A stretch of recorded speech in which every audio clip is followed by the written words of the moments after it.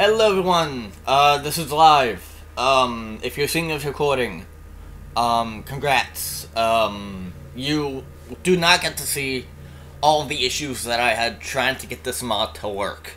Apparently there was a lot more issues than just the one simple bug in Return to the Potion Part 2, and I actually had to end up restarting the entire thing from scratch, so I had to replay Part 1. Luckily though, we are here, we're picking up from where Part 1 left off. Hopefully this will work.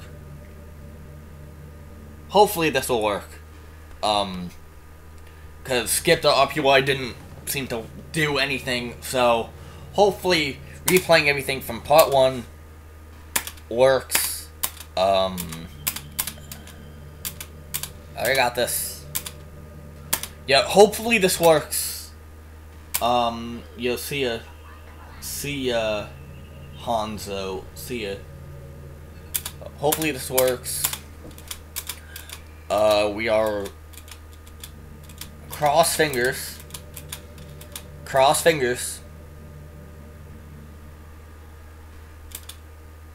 fingers. Cross the fingers. Hopefully no break.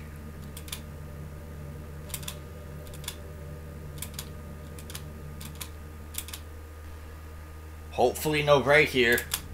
Hopefully the game doesn't break. Oh! Oh, the game didn't break! The game didn't break! The game didn't break!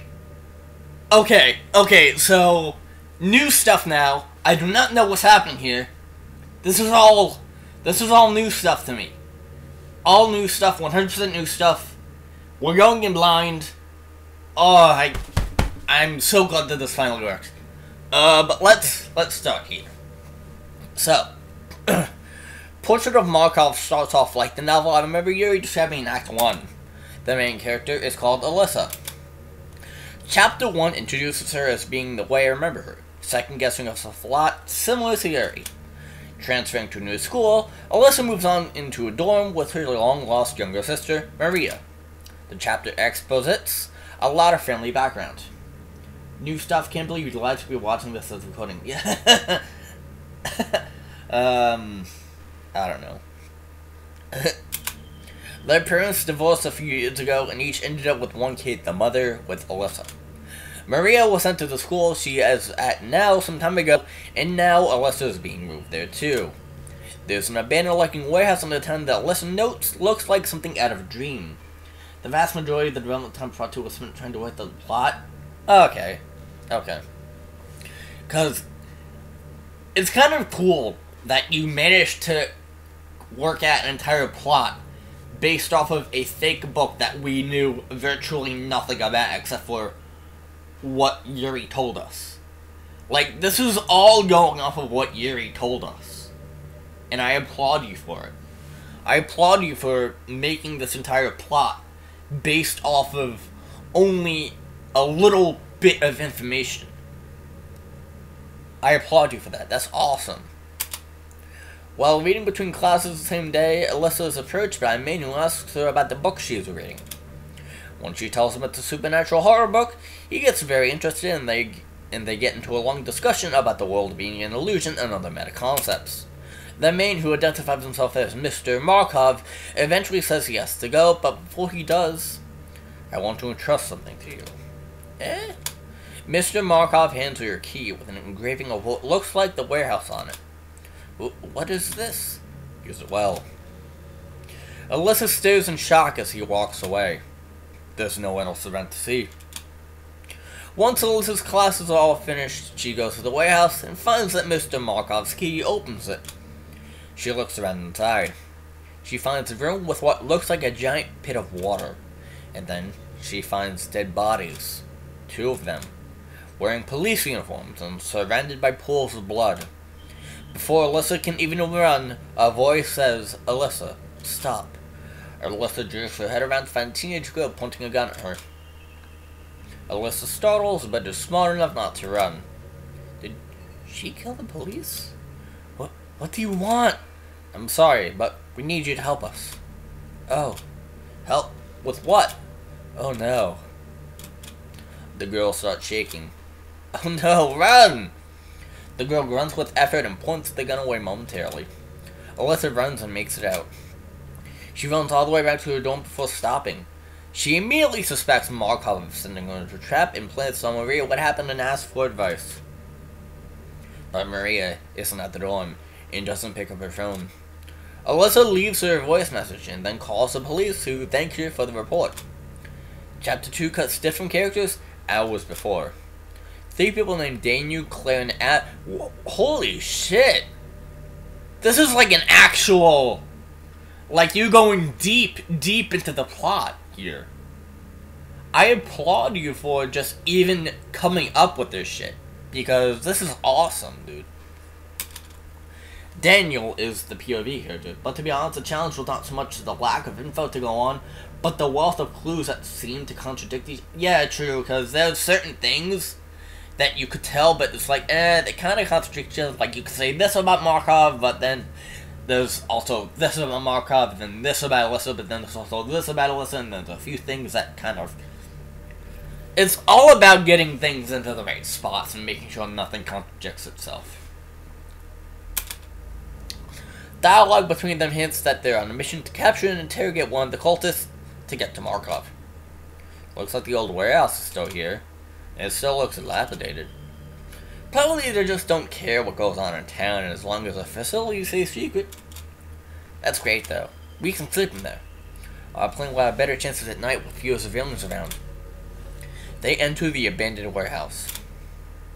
This place brings back all the bad memories. I know. With luck, this won't be long. I'm gonna have nightmares for sure sleeping in this place. Claire sighs. We'd best get it over with. Tonight, we're probably either gonna get our plan in motion or lose everything. We just have to keep telling ourselves that not trying is failure.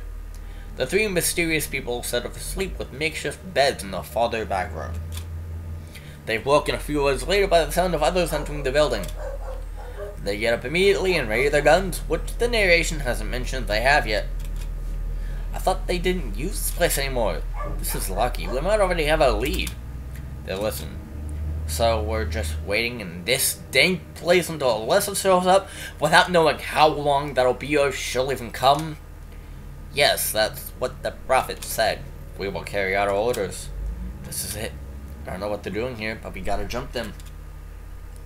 Do you think it's just the 2 of them? Hard to tell from the footsteps. I think so.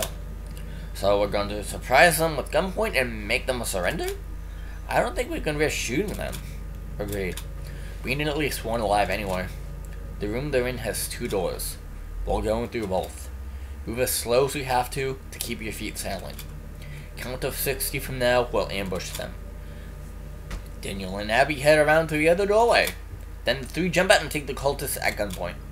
The cultists exchange a few swears as they drop their guns. What are you doing here? We're assigned to... Shut up! Don't tell them that! You've got 2 seconds to talk. We're assigned to wait here until Kidman and Alyssa shows up. The Prophet wanted to see if she would come and then take her for testing if she did.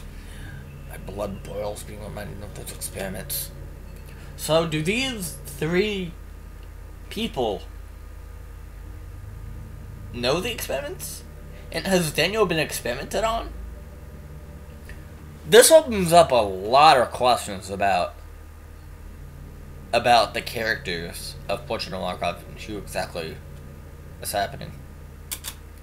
Daniel shoots him. Daniel, wait! And once I fail the rush, I don't hesitate to shoot the other one, and then put a second bullet both of them to finish off before Abby can even stop me. Each shot is so viscerally satisfying. No! We need them alive! Coming to a senses, I let Abby wrestle the gun for me and bury my head in my hands. I knew instantly I messed up, but it was too strong. The image is already burned in. Images of the bullets tearing apart their flesh and... Daniel, don't! Think about something happier! I'm sorry, I failed us. We might have been so close. I'm really sorry. I didn't think our condition was that bad. I'm so sorry. Let me just adjust something. Make sure that everything's fine here. It's not a waste. We still got some information. It sounds like this Alyssa probably spoke to Markov. We need to find her. But in case she's on her way, we should leave one of us here. But who are we gonna leave? I don't want to split up. I shouldn't be near the dead bodies, especially not alone. Yeah, I think Abby's the safest. Me? None of us want to be the one, but you have a better track record than I do. But, please? Well, if you really think it's the best idea, then I'll trust your judgment, Claire. Thank you. Chapter 3 cuts back to Alyssa. And a few minutes later, the knock comes at the door. Alyssa startles. Who is it? The voice is calm but forceful. The police. We need you to come with us. Why? I already told you everything I know. You're required to cooperate. Open the door. Is this for a lie detector test or something? We don't have time to waste. Open the door immediately. This has to be my report. What could be happening that I need me to go with them and can't tell me anything? Hope they aren't up to no good. Having no choice, Alyssa opens the door. The police begins to lead her away. Where are we going? Can you just tell? No. This is confidential. Alyssa closes her mouth. Am I being arrested? Did I find out something I wasn't supposed to? That Markov, who was he and what was he up to? The police leader outside. During the walk, two inconspicuous bystanders, an adolescent boy and girl, reveal guns and the girl shoots both cops while the boy points his gun at the other nearby civilians to keep them off her. Their guns were apparently suppressed. It's not the government warehouse, though. As she shoots additional bullets into the dead police while screaming maniacally, Alyssa runs while neither is pointing their gun at her. Alyssa, wait! We need you to come with us! Saying months ago in the warehouse, and the police said, we're not the bad guys! I don't know what's going on here, but I need to get out of here and think. Alyssa ditches her phone in case it could be used to track her. As the sun sets, she runs as far away as she can, outside the town. What do I do? For all I know, both the police and those kids are after me. No one in the town's safe. I need to find Maria. If they're after me, they might go after her too. The dorm is a terribly dangerous place for her to be. I have to warn her. Alyssa heads back towards the town. She figures she can't safely go to the dorm, so she'll use a public phone booth to call Maria. Alyssa rehearses what she's going to say intensively and spends a minute fretting about it before dialing the call. Hello? Thank goodness she's here. Maria, Alyssa, thank goodness! I got your message out to find out about the shooting and went back to the dorm. You're in the dorm? Yeah. I thought the dorm was a dangerous place to be. It might be a trap. So what the hell happened? Alyssa tells the whole story so far. The hell? Well, I don't know what to do, but it's probably safer in the dorm than where you are right now, with both the weed people and probably the police after you. I didn't want to go back to the dorm because I thought it would be a trap. But I guess you're right. I have nowhere else to go. Okay, I'll be waiting for you. Okay, goodbye. Alyssa hangs up. She makes her way to the dorm and arrives safely. But as Maria opens the door to let her in, a forceful voice from behind speaks, startling Alyssa to badly say the first thing she says. She looks behind to see a woman with a gun. Alyssa, I need you to come with me. I'm an undercover cop. Although she's not in uniform, she retrieves and shows a badge. God, she must have been wanting to capture and just stayed incognito when Maria arrived. Why didn't I think Maria not getting into trouble was proof it was safe for me to come here? Alyssa glances at Maria, whose face mirrors her own feelings. Why? What do you want? You tried to arrest me before, for nothing. You mean the two guys who got killed earlier? They were trying to help catch murderers and die for it. Show some respect. Alyssa starts to tiny bit at that. It's not the kind of emotional appeal she would have expected from bad guys. But what do I have to do with this? Why do you need to take me away without telling me where or why if you don't have to know good? Alyssa realizes she's being very loud, but isn't sure if that's a good or a bad thing. We need to question you. We're not going to hurt you. Then what the hell's with the gun? Put it away. Sorry, I'm on edge from the killings. Dog has killed 4 officers in the last 12 hours. The woman points the gun downwards but doesn't put it away. If you have questions, ask me. But I've told you everything I know. Look, you need to cooperate now, before this ends up like last time. Not a chance. That has to be something I can do. Alyssa takes a look behind her. She decides to dash back into the dorm, thinking the cop probably can't shoot her before she makes it through and probably has orders to take her alive anyway. Hey, where are you going? Alyssa takes a large knife from the kitchen and hides. Narration's a little vague about the layout of the dormitory, but I think she's in a corner waiting to ambush the cop. Let's see his footsteps now to visualize where the woman is. She is the second most stunned in the sounds of fighting, including Maria's voice. Alyssa rushes out of fight spot. Maria is attacking the officer with a broom and has her momentarily distracted. She must have realized Alyssa's plan and knew how to make it work. Alyssa takes the opportunity to stab the officer in the back of the neck. The officer shouts in surprise and pain and tries to turn around, but with Maria keeping at least one of her arms busy, Alyssa is able to stab her a second time, this time in the stomach. The officer is soon crippled by stab wounds and collapsing. Alyssa continues to stab her. That's right. This is what happens when you threaten me and my sister. I stab her again. Alyssa, wait! We should interrogate her! I stab her again.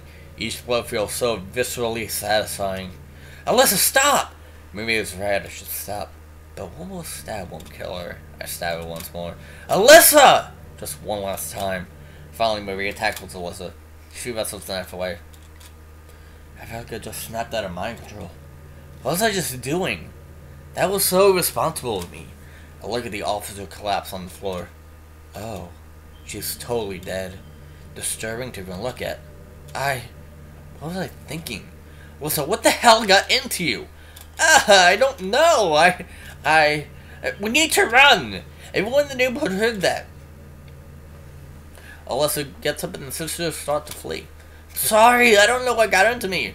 Apparently no one else is outside. Most people in town are probably staying inside for fear of the shootings, but probably at least someone in the dormitory can call the police about this.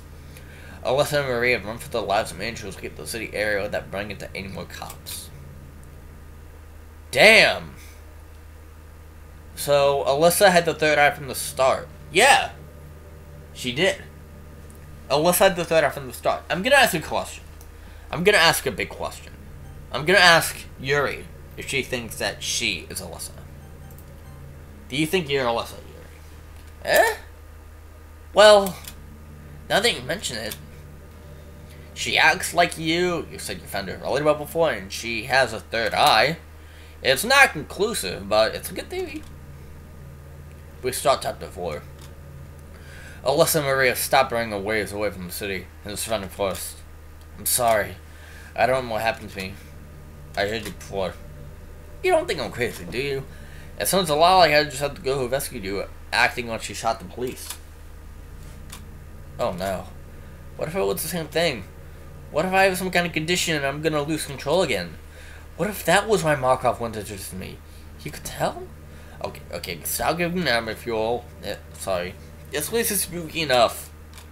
I guess let's look in the first floor, huh? This is bullcrap. Sorry I got you involved. Whatever. Let's just try and get at least a little bit of sleep. We'll think about what to do tomorrow. They wake up with the sunrise. There are plans for Maria to go back into town, since she is wanted as far as I know, and try to find a safe way to get them both out of the city.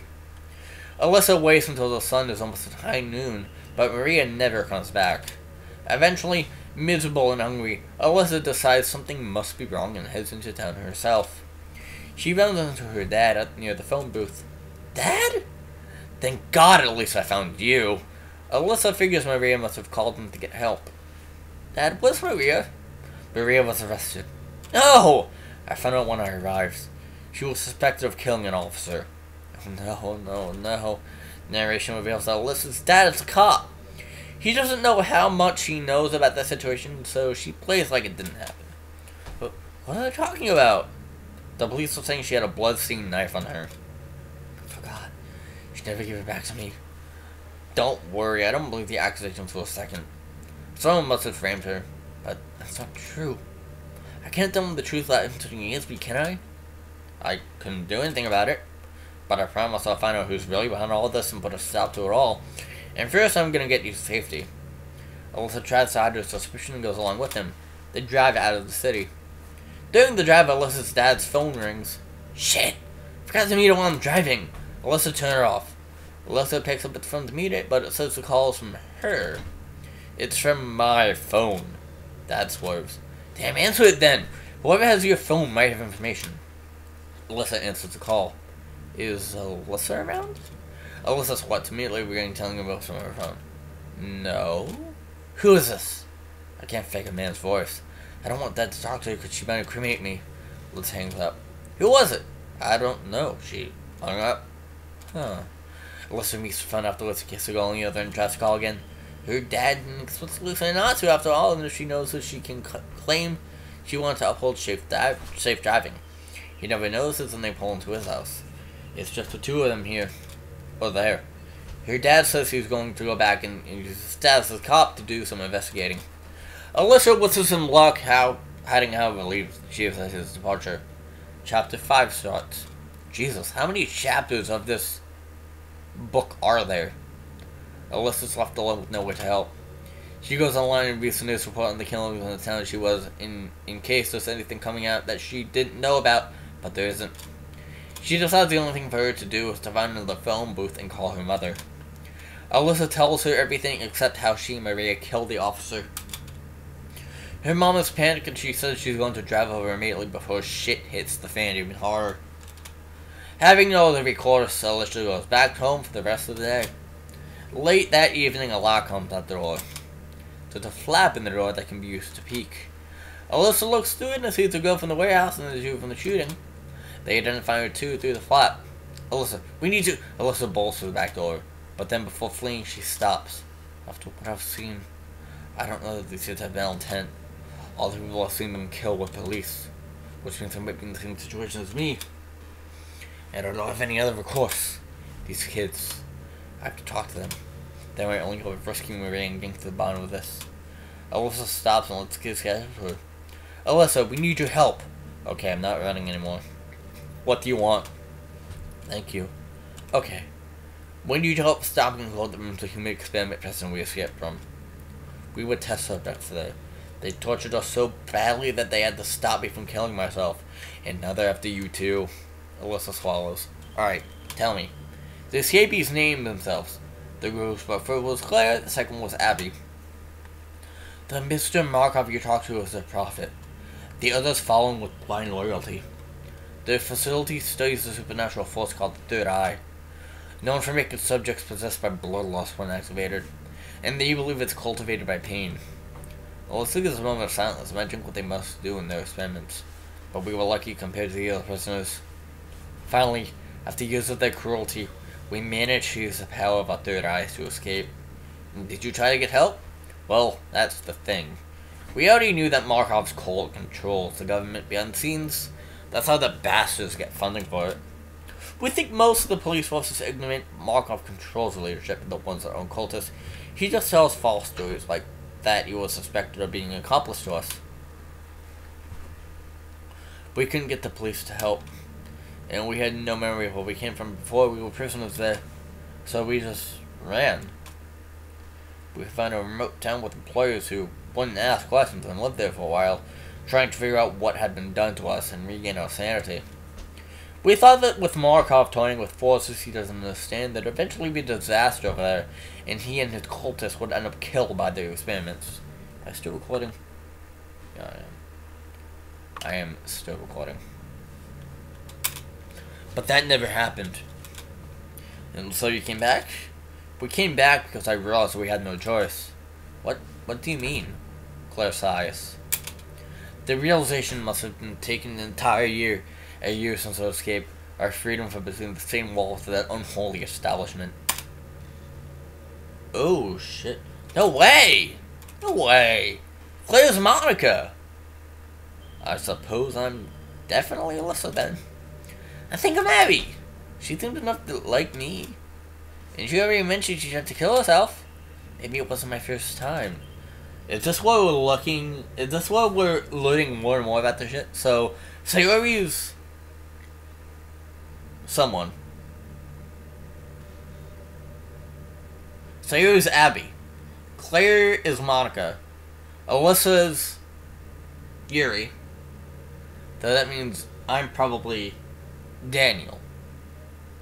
Sorry, internet call? Alright, that's fine. Did I miss anything? No, it's just lots and lots of Portrait of Markov stuff, like explaining shit about Daniel, Abby, Claire, and Alyssa, and how Markov has been, Markov and his team, quote-unquote team, cultists, whatever, we're experimenting with this third eye thing that, that activates bloodlust in someone when they experience pain or something like that. And we found out that apparently, Yuri might be Alyssa, Sayuri might be Abby, Claire might be Monica, and that we might be Daniel. Yeah. Nothing has changed a lot. We're still in, like, chapter 5, I think. How many chapters on this book? I'm Daniel then, right? Am I Maria? I was thinking earlier that I liked her. Could I be Alyssa and Maria's dad? There's 8 chapters, alright, so I'm almost done. Maybe I'm not Tuki's real father after all? It all fits too well to be a coincidence. This book is about all of us. Linda must be their mom. Wouldn't that also mean Randy and Linda would be my parents as well? I noticed Randy would get a disappointed look, but I don't want to think I divorced her. Let's not jump to conclusions. We go back to the book. What does it mean to escape if the escape fails to unchain the bonds that shackle us in the first place? What purpose could this empty world possibly hold for us? A handful of damaged goods? This is definitely Monica. That's definitely Monica. This is definitely Monica talking. Like, this is definitely something Monica would say. With freedom, we thought purpose. What we found was only realization. Realization of the sad pointlessness of such an endeavor. Realization that freeing our bodies has no meaning. When our imprisonment reaches as deep as the core of our souls. How soon did you start to suspect the Portrait Archive characters were Doki? I wasn't really sure about it. But like all the meta stuff with the base game kind of led me to believe that something was more. There was more than just this game with the Dokis. I didn't know that Portrait Mako was about us until probably this game, I think. Because, I mean, with that Project Libitina website, there are some connections with Yuri being Libitina or Yuri being Alyssa or something like that. Something going on there. But I never really knew exactly what the hell was going on until this mod, so this is cool. This is really awesome. Realization that we cannot pursue new purpose without absolving those from which we ran away. Realization that the farther we run, the more forcefully our wretched bonds yank us back towards the point of origin, the deeper our shackles dig into our callous flesh. What do you mean by that? We're still slaves to the third eye. Even after a year of isolation, we couldn't stop feeling its pull. It dominated our lives and our every thought. We decided we had to come back and try to do something. We saved some money and rented a car we barely knew how to drive. With luck, we'd die trying. With even more luck, we might succeed. And so we plan to capture one of the cultists and interrogate them to get the Markov. We can't defeat the entire cult, but if we could take them out, then hopefully their religion will collapse. And that was what happened in the warehouse. You? The warehouse was an old facility of theirs. Back when it was so small they could do it inside the city. We found out from the guards we ambushed that Markov sent them to wait to capture Ron and Belissa. But Daniel, I lost control. I shot them before we could interrogate them. Hearing them talk about the experiments, my third eye itched and I felt that irresistible urge to spill blood. So you really are kind of dangerous. Yeah. So am I think. I think I experienced that when I killed a cop in self-defense. You have the third eye, and that's why the cult's after you. But how? What sign did Markov see in me? We just talked about the book I was reading. I don't know. He has theories, and he's willing to imprison and torture innocents for giving a chance to learn something about the third eye. While Claire and Daniel went out looking for you, I stayed behind in case you still came to the warehouse. We figured you were our best hope at getting to Markov. I thought I had to point the gun at you at least to stop you from running, but I couldn't even point the gun without firing. I knew I had to let you go, and I barely managed to stop myself long enough for you to get away. After you left, I fired my whole clip into the dead bodies to make sure I didn't shoot myself in my frenzy. If I had just kept it under control. this all wouldn't have gone so botched. I believe your story. Thank you. We're going to need your help. There's just one thing I don't get. How did you find me here? We picked up your phone off the Vanway and we ended up finding someone who knew how to get to the hard drive out of it and extract the data, and we forced him to help us. So now we're guilty of threatening innocence. The response we got calling your dad made us sure you were with him, and we dug through your information and messages for you to find out where he lived. Well, I understand. I'm sure I'd have done the same thing. Just help me save Maria, huh? She was taken by the police, helping to defend myself from arrest. Oh no, you don't think she was taken to... No, it can't be. There was no evidence she had a third eye. Sorry, but we can't know what the cult's done with her. Our number one priority has to be getting to Markov. If we could take him out on top of the cult, we'd be able to save Maria. And you're the only possible lead for getting to him. Tell us you have some possible way that we could track him down. I don't. I talked to him once and that's all. I have no idea how to help you. But Maria doesn't deserve to be captured. She risked her life helping me, and they can't just give up on rescuing her. I'm sorry, but I don't think there's anything we can do. Even if we assume the best case that those who are holding her in the police station, and even if we could rescue her from there, that would just convince the public that the terrorist killers they think we are an even bigger threat. What about a manifesto? Maybe if you publicly release your story, we could expose the cult? People will never believe us. Telling people that government is running a human experimentation facility while they study supernatural forces? We convince no one and we'll just get more of their force after us. I know it seems like hope is already lost, but we only have out to save anyone here. Draw Markov out and kill him. We must. There's no way. It can't be done. They give up for years satisfied with their own escape because the odds were against them, then I have the right to do the same. I just have to find a way to rescue Maria and get as far away from this as possible. But it's your fault Maria's dragged into this. You owe her a rescue. We owe her a rescue? Without you, this wouldn't have happened to her. Narration notes that Alyssa is somewhat intentionally bending the facts here. Without us, you'd have been captured at the warehouse and experimented on, and that's why it wouldn't have happened to her. Would you rather have things that way? Alyssa has a wave of fear of Daniel. Knowing the third eyes make them all unstable, she is afraid of him being this angry. Sorry, I just want to see my sister who saved me. Alyssa starts to cry. Hold on. If I were Markov, I want to interview Maria right now. I don't know if the third eye is hereditary, but if he thinks there's any chance of this, he has to study her. And even if not, he might want to try to torture information out of her. I think our best bet is to go back, maybe stay at the police station where they might be holding her, and hope we catch Markov entering or leaving. The odds are slim, but I don't think any of the plan is better. Okay, let's go then. Every second we wait is a risk. Wait! The police are looking for any of the four of us with pictures. They probably authorized the shield on site. We try to make ourselves a little less recognizable. They don't have time to do much besides change, but Alyssa cuts her hair short, which she doesn't like doing. Chapter 6 starts.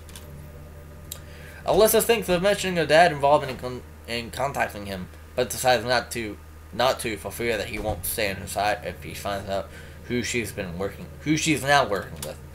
They drive back and find a concealed petition to watch discreetly for hours until the sun is coming up. All of them are tired and starving. Alyssa, getting desperate, decides to tell the others about her dad's status. She decides to call him and ask if he's discovered anything, even though there's no obvious way to talk to him without revealing she's lied to him. She puts her phone on speaker so the escapees can hear her. You again? You're gonna speak this time? It's me, Alyssa. Alyssa, where the hell are you? I'm sorry. It's a long story, but I told you to stay here. I had to. What do you mean? Wait, what does he mean? He must be at the house. Alyssa, what happened? What happened on your end? Did you find anything? Yeah, we did get Maria freed. But you tell me why you're not here and where you are. Alyssa so believes that unable to think of anything, she decides the best course of action is to hang up. Thank goodness. Let's head over there. Maria's saved. Not so fast. Not only does that help us track down Markov, it sounds like a trap. What? My dad might not be on our side if he knew the full story, but he doesn't. He wouldn't send his own daughter to a trap. Then how do you get Maria free? Dad tries to call back, but Alyssa still wants to call. It seems like you couldn't have done that without the close cooperation. He was a lone agent. Even though he was a cop, he lives in a different city, so I don't think he could have gotten much use out of that fact there. But Even if your dad does have good intentions, it's not safe or beneficial for us, or for you, to go there. What other option do we have? We have no leads on finding Markov. I should call Maria. We can trust her and she'll know that I have information. Going on the assumption that Dad and Maria are both at Dad's house and that Dad will probably tell her about this call soon, they decide to wait a few minutes. They hope to give Maria time to inconspicuously get out of Dad's present. A few minutes later, she gets a call from Maria, who's whispering. Alyssa, tell me you're there. Yes. Are you alone? Yeah, it's safe for now. What's going on? Alyssa and the escapees relay the information to Maria, who believes them. So I need your side of the story. How did you get free? One of the cops came to talk to me and explained that he thinks the killers are a double agent in the police somehow, and that my arrest was their doing. He got me released. He let me call Dad and Mom, and the three of us are all at Dad's house now. Wait, Mom's there? How are her and Dad getting along? Not well, but I think everything's okay for now. The mysterious police officers that he and the are the good ones who had to kill us and find Alyssa. Who he said they found out was also falsely clues and didn't kill the one at the dorm. And we didn't need to do anything else. Sounds like it was the cultist trying to use you to bait out Alyssa. Maybe Markov himself. I agree. They got Maria to describe the officer, and her description matches Markov's appearance. This is our hope. Can you help us figure out where he might be? Sorry, but I can't answer that beyond he might still be in the same city as you. That's not enough. I don't know anything else. Hold on, though. If me being here was set up by the cult, I should get the hell out of here. I'm gonna try and get us to a safer place and then call you back. Maria hangs up. A few minutes pass and they do get a call back from her. Alyssa, you still there? Yeah. Alright, perfect. Mom's voice comes on next. Wonderful! I heard part of the last conversation and I got Maria to tell me the situation you're in. I understand we can't trust your dad, but I've got something your new friends would be interested in. This Markov guy you're after? I used to know a Mr. Markov that matched that description. I know his address. A godsend. Alyssa's mom gives him an address in the city. Thank you so much. This might just be what needs to stop the cult. We'll head over there. Thank you. Alyssa's mom hangs up. So you're gonna take Markov out? With any luck? Yeah. I suppose that's true. We should have one of us watching discreetly, so if things go wrong, at least one of us will escape to tell. Good idea. Chapter 7 starts. The escapees raided their guns and approached the designated house, with Alyssa trailing forward back. Alyssa's instincts proved right. As they approach the house, she sees all three of them get shot suddenly. Alyssa doesn't even see where the girls were hiding. She runs at the sight. Of course it was a trap! Mama and Maria said all that with a gun to their heads! What were we thinking? And now they all probably taken too. Hold on. Me, Sarah, and Monica were killed? Well, we've seen people get brought back to life pretty easily before. Yeah, but only inside this game. I don't know. Yeah, it's kind of weird. They got brought back for whatever reason. What the fuck? This book is crazy.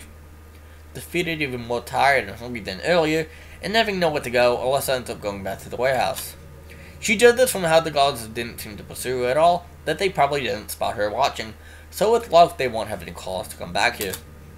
She wanders through the labyrinth-like building and comes upon the room where the escapees deposited the small stash of provisions and slept. She takes a few bites to save off her hunger and then falls asleep in one of the makeshift beds. Alyssa wakes up later with no idea how long it's been. She's still alone. She turns on her phone and checks the time. It's the next night. She wants to call Maria or anyone else, but decides she can't because in all likelihood the cult has them now. She looks through the escapees stuff to see if there's any clues at where they might have stayed so she could go there, but finds none.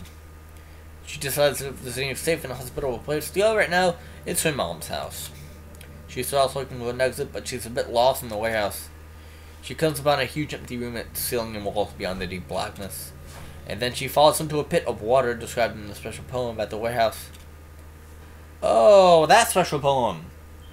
Well, it's like a kid's walking in, he falls into a giant drum of water and can't get out. Narration notes that her lungs are already getting tired. Yeah, that person's lungs get tired. And I guess they just stop trying to. Alyssa panics, shouts for help, cries. This is one of the hardest clues to fit in. Yeah, I bet that was kind of a hard clue to fit in. Because you had to look through every single special poem and try to fit them in to the story one after another, but sometimes things contradict other things, and it's like something weird, I applaud you for managing to fit that that reference to the sexual poem in there. That someone walking, falling into a giant drum of water, trying to escape, but eventually the lungs get tired and they stop and probably die. It isn't until Alyssa thinks she's nearing passing out that she hears footsteps in Markov's voice. Welcome to the family, subject Alyssa. We will ensure your survival. Alyssa tries to scream but can't even do that anymore. Oh god. Oh god, I don't want to read anymore. I fear that I'll remember this happened to me. Christ. I hope that book doesn't go into any more detail about the touches. Yuri seems really upset. Yuri? I don't want the images to come back. Well, you don't have to read it with us. No. Taking my ass on the truth won't do any good. Let's keep reading. The perspective switches to Markov, watching Alyssa drown. His narration explains that the tests with other forms of physical torture haven't been producing results, much to his discouragement. So before giving up on it, he's giving new drowning experiences one last try, since back when he did this before he didn't have enough data to really dismiss it. He has a hypothesis about the difference between being held in the water and being left around the strength until one can no longer swim. He and the other cultists watched Alyssa float for the last minute before she passes out. None of them wanted to speak beyond Markov's reading. The test involved sort of being mentally traumatized at the same time. I'm relieved to find this still hurts. I've become desensitized to all the cruelty I've inflicted. But when I abduct a new subject, I'm still a reminder of how things used to be. How I wish they could have stayed. How she must feel right now, having heard what I do to my subjects. God, this really, really does hurt. I want to stop doing this to her. I'm hiding my face from the other cultists so I won't set a back sample of all the lies to tell everyone. This is my least favorite. That I'm a monster who reveals nothing to my victims. I've already come to terms with that. I'll never be able to ask any of them to free me after all of this over, even if I explain to them why I was right. It's an incredibly lonely life, running the only meaningful part of the world entirely by myself, with not a single person I can be honest with. And all my cult followers? They're disgusting human beings. I abhor them for going along with this. They don't have any other justifications I do. They should kill me. Damn, I need to hide my anger. I bury my face in my hands, but then to be deep in thought. I have to work with these monsters, and I have to torture the innocent eye bearers. Because I have to get out of this illusory world. The end. Holy shit. That was a good book. Fucking awesome. What the hell? Wait, what? But Lynn was right. The Putting Overall world is another visual like this one. What if he's like the eclecticism of that world? That would seem to make sense as a name. If he saw his world the way Marnika saw it first. But he seems to already know he's not the only person there. Yeah, so he knows he's torturing other people. And the bastard says other people don't have the justification he does? What the fuck is he on? This is weird. And hold on a sec. If he's the admin of that world, and admins can warp characters around, then how did Bansea and Monica escape? Why didn't he warp you back? For that matter, why didn't he warp Yuri into his camp instead of going through all that trouble to capture her the hard way? This doesn't make any sense. Maybe he doesn't know about warping. But no, to teach him the Wizard Presidency, maybe he just never found out about that function? Well, thing is though, if Markov is the equivalent of Monica, then why would Markov not know that he has these powers? Because if he's the same as Monica, and Monica's not Markov, but Markov is the same as Monica, in the sense that he's like the club president of that digital world. Why didn't he just find out about these powers? Because with Monica, she can warp people and delete people and add them back to the game. Why didn't Markov do that? It's weird to me, because what Sayori said, Markov could have just warped Alyssa to him. Or he could have warped Daniel, Abby, and Claire to him. He knows he has access to the admin console, but he might not know all about a function that exists in it. True. That is true. He probably knows that it exists, but he doesn't know how to use it.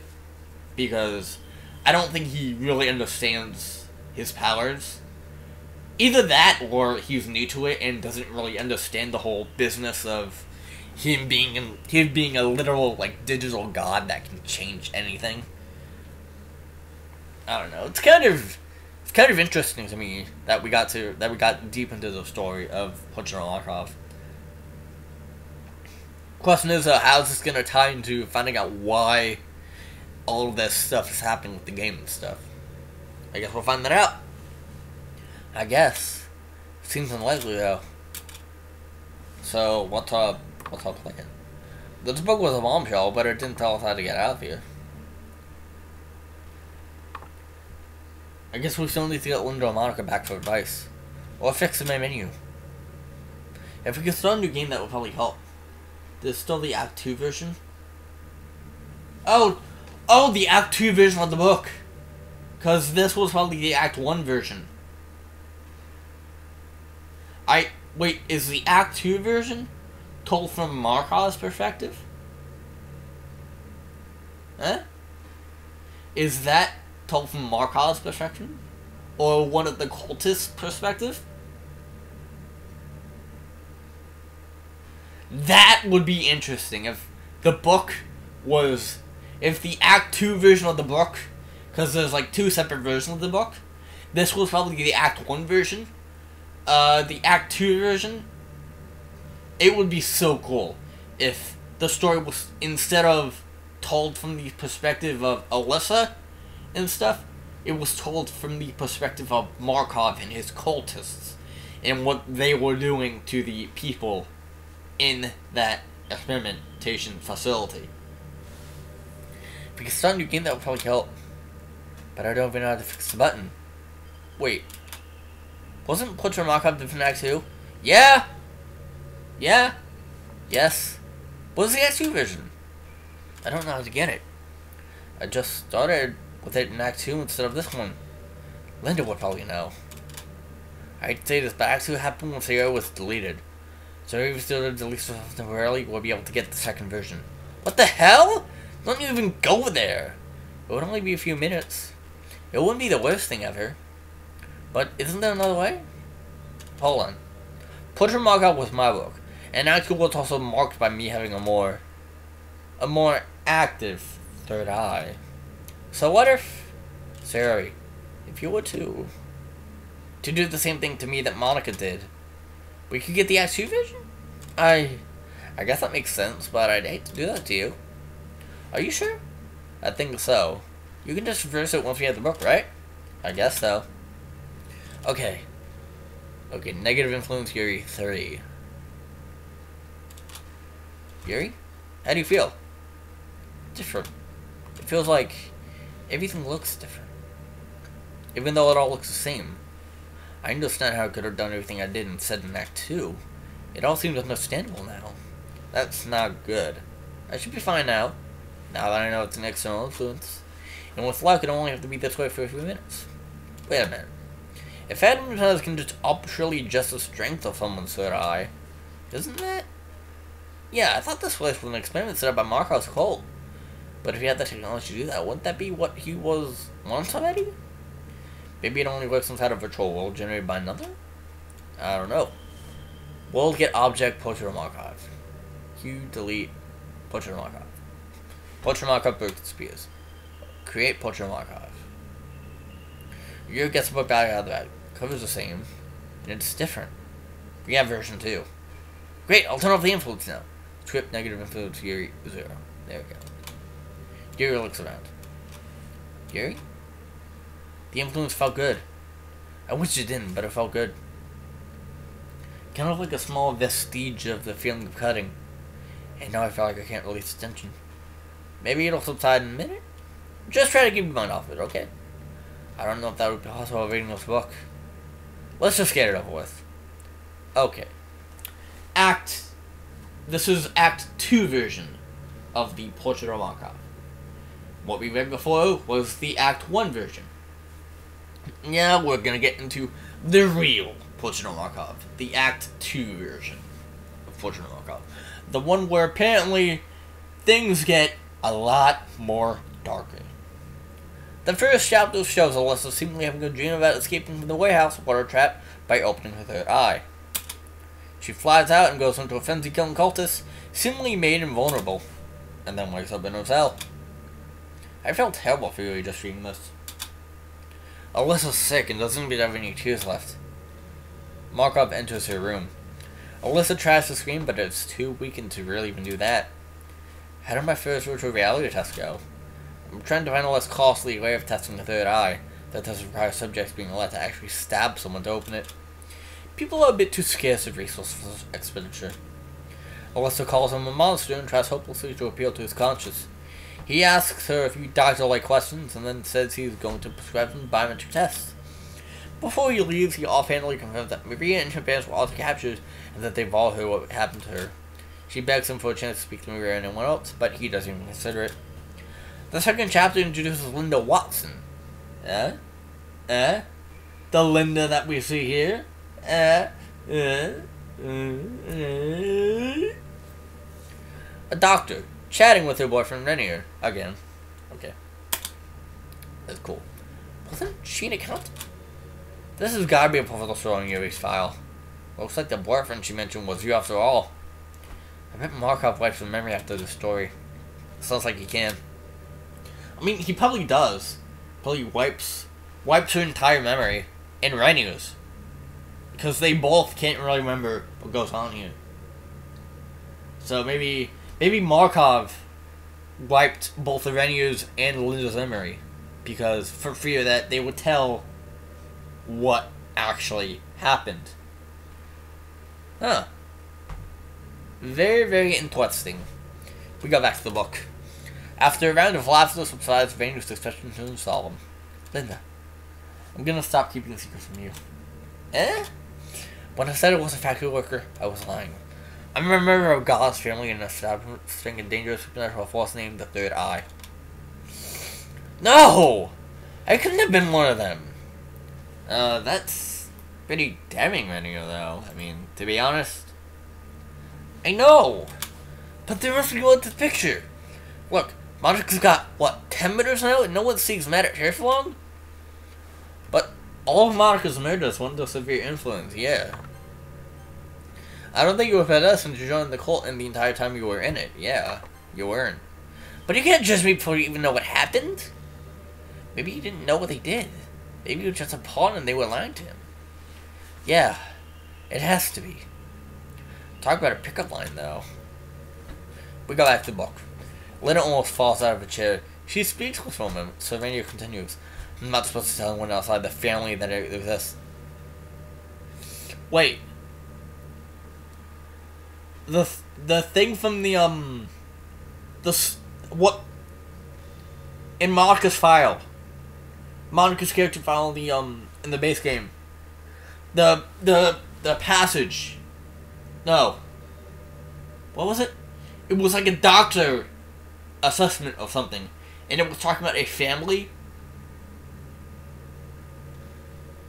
I don't remember it, but all I know is that there was a passage hidden in the files about... Yeah, I don't know which file it was, but it was like a doctor's note talking about ailments on Alyssa and about a family.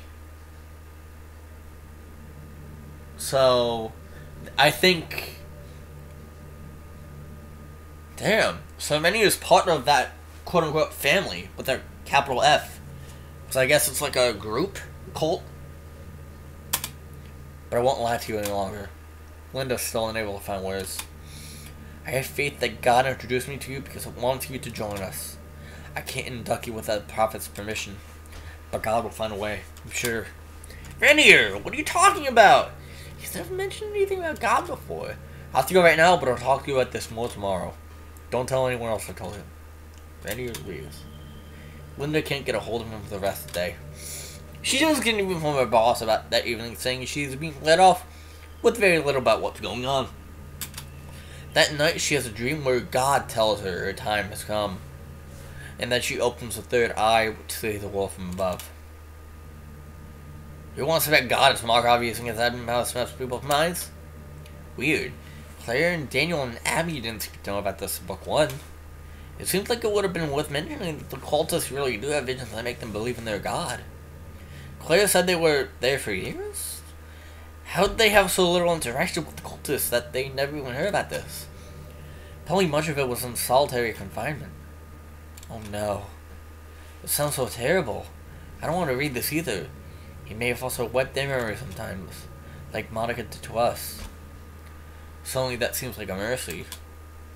I mean, yeah, Monica did wipe everyone's mind. Going to Act 2. And then going to Act 3. No, wait, Act 3, Act 4. Because I feel like Monica tried to patch everything in Act 2, but ended up ultimately failing, which is why everything happened in the base game that happened. But damn. When Linda wakes up, she tries calling Rennie again on her cell phone. Linda, I have wonderful news! Rennie, are you going to explain what happened yesterday? The dream is God's signal. Wait, you know about my dream? God rewarded me. God has allowed you to join us because I asked it to and took the appropriate action. I knew it! God did want me on the Force. It was just waiting for me to act. How long ago was I supposed to do this? Rennie, what is this, God? I don't understand it much, but it's proven its existence to us. You saw the vision, and so did I when I was chosen. Just a few minutes ago, I received word from the prophet that God has chosen a new child. I never told him that I told you anything. God answered my prayer. You think this God has chosen me to help save the eye? Yes. If you're ready, I can take you to speak to the prophet. Think about all this. You can have time. I don't. But why would God even want or need a group of people to study something about Earth? I don't understand it fully. I don't even think the prophet does. But we carry out God's will. Okay, I'm gonna think about this. Take your time. I'll see you later, and make copy with you. Linda hangs up. I'm curious to see how Prophet Markov sells himself as a leader. If I heard this story, I'd say, so what? Just because some supernatural being is giving me visions doesn't mean I should worship it or do what its prophet says. I suppose it's human nature to want to be subordinate to something powerful. It provides a feeling of assurance, removing some of the weight of making one's own choices. Because you believe that no matter what, God will guide you along the right path, and it's easy to externalize anything that goes wrong. In the next chapter, Linda decides that she's going to trust Rennie and speak to God's prophet. She calls Rennie and he ends up taking her to the facility. Along the way, Linda asks him about how he found God. His story is basically hers except without one of the others talking to him about it. He has plenty of detail and doesn't hesitate to answer, so Linda's sure he's being honest. She also asks him why God's family and the third eye are secret. He explains that the rationale is fear of public opposition on the grounds that what they do is dangerous. He says it is, but that they must discover the truth of it for the ultimate good of everyone, and that he trusts God that it is the right path. This can't work for long. If Linda's going to be helping them, they won't be able to stop her from doing what they do. I wouldn't underestimate what you can make someone do or believe with pure pressure, authority, and the promise for the rare good. They stop at a checking gate of some sort where a booth worker verifies Rainier's identity and then lets them through. They drive along the forested path and eventually stop at a camp with several large buildings buried in the forest. This is larger than I expected. God has provided for all of our needs. They enter a hall where Rainier leads her to an office labeled with Markov's name. Linda enters Markov's office and he dismisses Rainier. Linda Watson, is it? How do you know my name? God knows all things. Wow. I love how, expansive you went into pushing a Markov. Not only did you cover all of the Act 1 version, but you went ahead and decided, you know what? I'm gonna explain everything that happens in the Act 2 version of the book. So you literally explained both versions of the same book. And you only had Yuri's short little explanation to go off of. I know that you say it's not so much the explanation, it's more or less the getting everything to not contradict itself and to get everything into the book and make it flow and make it work and make it actually make sense. Cause all this makes perfect sense so far. Like everything with Act 1 and now everything with Act 2, it kinda makes sense that Markov would be doing all this. He's basically testing everyone who has a third eye to see what makes them tick. And that's what Project Libitina, the website Project Libitina is for. Because that is basically a synopsis of a bunch of tests that happen. Did Markov make that? Did Markov make Project Libitina? Is he logging and writing down everything that happens to people when he does tests on them? And writing down what causes the third eye to be activated and if they can suppress the third eye? Oh. That's fucked. That is so fucked. It's awesome, but that is so fucked. Oh my god. There's way more to this game than we think. And the fact that people make mods like this, going into detail without having anything to go off of, is just awesome. And I applaud you for it. Damn. Anyway, God knows all things. I am a servant of God, and it tells me everything I need to know. You may call your vision and fire. God has asked you to join his family, but the choice is yours. I believe God will arrange for your job to be returned to you if you refuse. It's all surreal. God really did do that, didn't it? Now is the time for your questions. What is the third eye? She doesn't expect a real answer to this, but she asks anyway.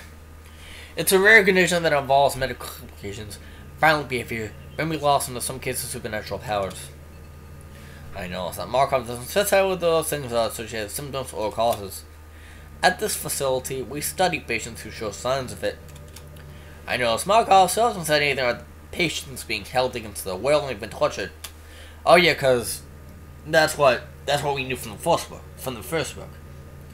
And if we're going with the fact that the first book and the second, if we're going with the fact that Act 1 vision and Act 2 vision kind of interlace with each other, if that's the correct word. Like, I don't know if they're two separate stories or if they're interlaced with each other. I think they're interlaced a lot with each other. I think they're connected. I think Act 1 version and Act 2 version are completely 100% connected to each other. It's all about making connections. And you have made so many connections that it is wild. Like, it is wild that you have all this stuff, like all of the meta clues and stuff. Like the special poems, the secrets in the character file, what goes on in each one. Like, all of this is really, really cool. And I love this. I wonder when he's going to. That does sound dangerous. Indeed. The fear of our work is justified. But we must understand it if we are to cure it. I even believe that when we learn what drives this force, we will harness it for good. Linda clears her throat. If God is all-knowing, why do we have to study for it? Doesn't God already know it all? I do not know. Perhaps even God's ability to work through the world is limited. It never seems to act in overt ways, and I'm the only one who even speaks outside of dreams. Perhaps being told the truth would defeat the point of discovering it. It is not our place to question the will of the being that gives us life. It would be disrespectful to assume that just because we are gilded by God, we have no need to do anything. How would you feel if your children decided they didn't need to study or learn any skills because you would take care of them? I suppose that makes sense. Linda says that insincerely. Do you have a decision? Linda's internally hesitant, but saying no doesn't feel like an option in this situation. So she agrees. Markov takes Linda's hand and mutters something in a foreign language. You are now a child of God's family, Linda. Welcome. What did you say? Even I have not been allowed to know. The words were given to me by God years ago. I understand that I am not required or meant to understand them. In the next chapter, Linda explains some subjects that have clearly had their memories wiped and been brainwashed. They even themselves said that they're insane and dangerous. Linda takes some notes on the physical symptoms and prescribes some treatment. Did Linda? Was Linda the one that made those? See, the Markov or Linda that made the like diagnosis stuff on the Project Clementine website.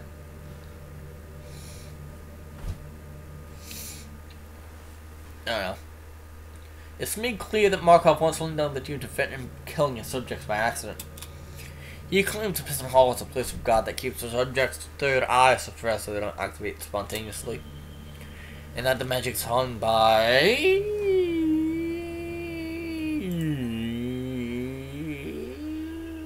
children without being inside it.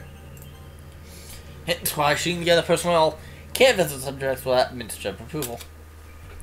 Later in the chapter, when Linda starts to pick up on the fact that the patients are being subjected to torture experiments, she's told by Vania that most subjects were serial murderers before being taken for study.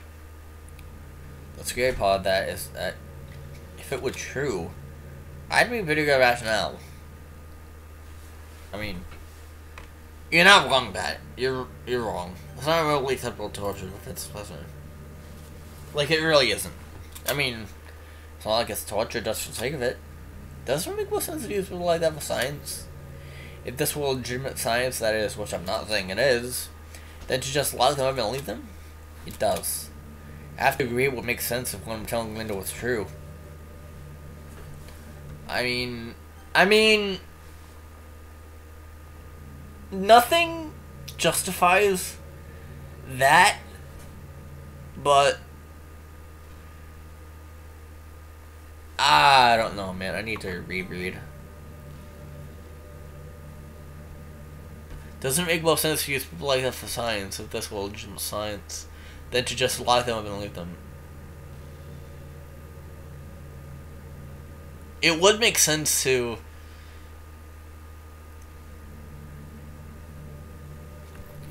it would make sense, yeah, kind of. I just hope I really believed it. I noticed it was the first time anyone called them subjects instead of patients around Linda. For good measure, Randy tells her a story about one that kidnapped, and then murders several women to make sure she doesn't start to feel any sympathy. I'm not saying that word. Jesus. God. Holy shit. I notice what Randy is doing here. Not only does he not give her a way to verify this, but the way he talks about it makes it sound like all the subjects are guilty of that. He does also tell that not everyone is being held there as a murderer, and that the ones who aren't have been afflicted with the third eye in ways that make them delirious and dangerous, even if they don't mean to be. He promises her that they don't do anything cruel to those ones. Then we find out why he says this, even though he could have convinced her they were all guilty. The last subject she determines today is a 2-year-old named Libitina. A 2-year-old baby named Libitina. A 2-year-old? Holy fuck. They can't. Sorry? I know they're evil, but how did they do this? It's worse than evil. They can't be forgiven. I've never seen an area like this. I feel terrible for her. She's not wrong, though. I mean,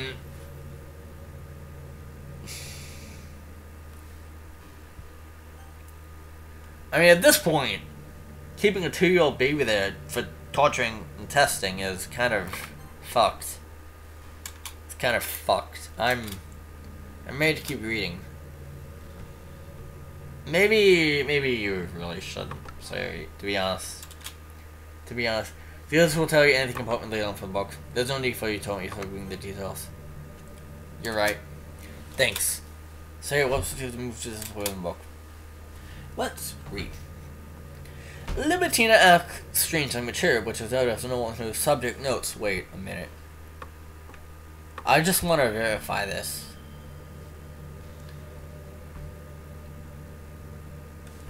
I actually want to verify this. Just to make sure that what I'm saying is true. Project. Tina.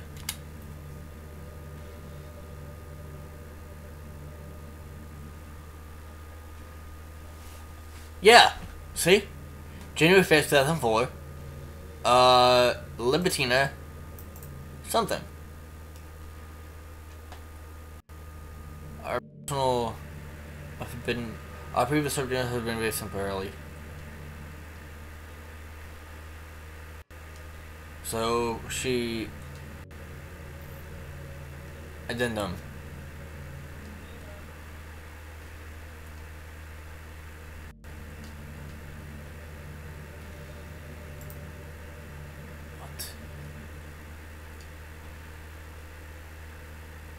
What is this? Okay. Yeah, that's exactly Testament. Okay, interesting. She also, like the others, doesn't need to even see her captives as enemies. Linda does a medical examination and manages to come away without hearing anything about what the poor child has probably been through already. I figure Markov's probably watching each subject maybe before Linda examines them, and maybe we'll saw them after. Maybe he just wants Linda for her medical expertise and doesn't think he can corrupt her? In the next chapter, Linda speaks to a lot of the other cultists. They all come off as quite amicable and tell inspirational stories about how God changed their lives and how they're determined to carry out His will for the greater good. Markov seems to be trying to get her to feel camaraderie, I think, with them, yeah. And it seems to be working. Perspective changes to Alyssa. Alyssa meets Libitina under supervision, tries to kill her, and she's stopped by the cultists, but during chaos, Libitina apparently thinks this is one of the life threat elimination tests. She claws at one of the cultist's ankles, and her fingernails apparently sharp enough to puncture. For Libitina, just drawing the tiniest amount of blood seems to open her third eye enough to activate the distortion mentioned in her monthly report. She screams, and anyone else becomes crippled with pain and weakness. The cultists even are unable to stop her, or really do anything at all. I guess Yuri never displayed any powers like this because she's never drew anyone else's blood. Probably did help with Monica, and that's why she was eventually able to break the rules and destroy the script. After a few seconds, Libitina passes out. Markov, who was present, claims he prayed to God to save them and it answered. But I think we all know what really happened. Alyssa comes away from the event with even worse symptoms from Libitina's distortion, including vomiting blood. I hear Yuri start to choke. Uh-oh, I think Yuri sent something here that'll help calm it down. Yuri, think about tea or something. Yuri coughs a bit. After a minute, she recovers. I definitely can't read anymore. I can't handle it. And if just reading about the past makes me so sick. What would it be like if I have to face him again? Hell, I'm done reading this too. There's no reason I should. I guess it's just you and me, huh? Yeah. Well, it's just me and Renier reading this shit then. Okay. It's the first time Linda sees Alyssa. But Markov makes sure to wipe Alyssa's memory first. She doesn't even remember her name. Linda has a belief in what about third eye related sickness she contracted made her forget everything. When Alyssa finally stops vomiting blood, she doesn't want to leave the medical room. Other cultists eventually drag her back to her cell. They remind Linda that Alyssa murdered someone. In the next chapter, we learn from Markov's introspection that no matter how many times the subject opens the third eye, it never seems to get any stronger. He knows the other stuff he has been putting the subject through doesn't directly open it, but his goal is to find ways to strengthen passively. He starts to wonder if something close was the answer. And so he has his most promising subjects kill a few of the least promising ones, including Libitina killing Maria. And then orders the limbs of their ones to be dismembered and each one to fix the ceiling of the promising subject's cell. What the fuck? Why? Oh my god. That's so disgusting. This makes me nauseous. That's where Yuri's little description cut off.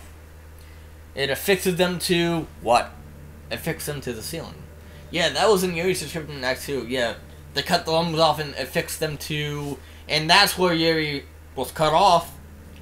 But now we know that they cut the limbs off and affixed the limbs to other subjects' ceilings. Because Markov's fucked in the head. A couple days pass. Linda is gradually finding out that Rainier's depiction of the subjects wasn't as all-encompassing as he made it sound. But she continuously would justify to claim to herself as, he didn't mean a supermajority, I just misunderstood. While in the cases she knows they're completely innocent, she's got to convince herself they're more dangerous than they appear. And now what they do to them isn't as cruel as it seems. There's a scene where one of the other cultists spitballs to her about what unlocking the secrets of the eye could do, the advancement it could bring to society. They're remarkably effective at keeping her from finding out the truth outright. She's rarely let into one of the subject cells, and never one of the ones that have a limit on it. I come to realize that there's not as much memory wiping going on here as I thought.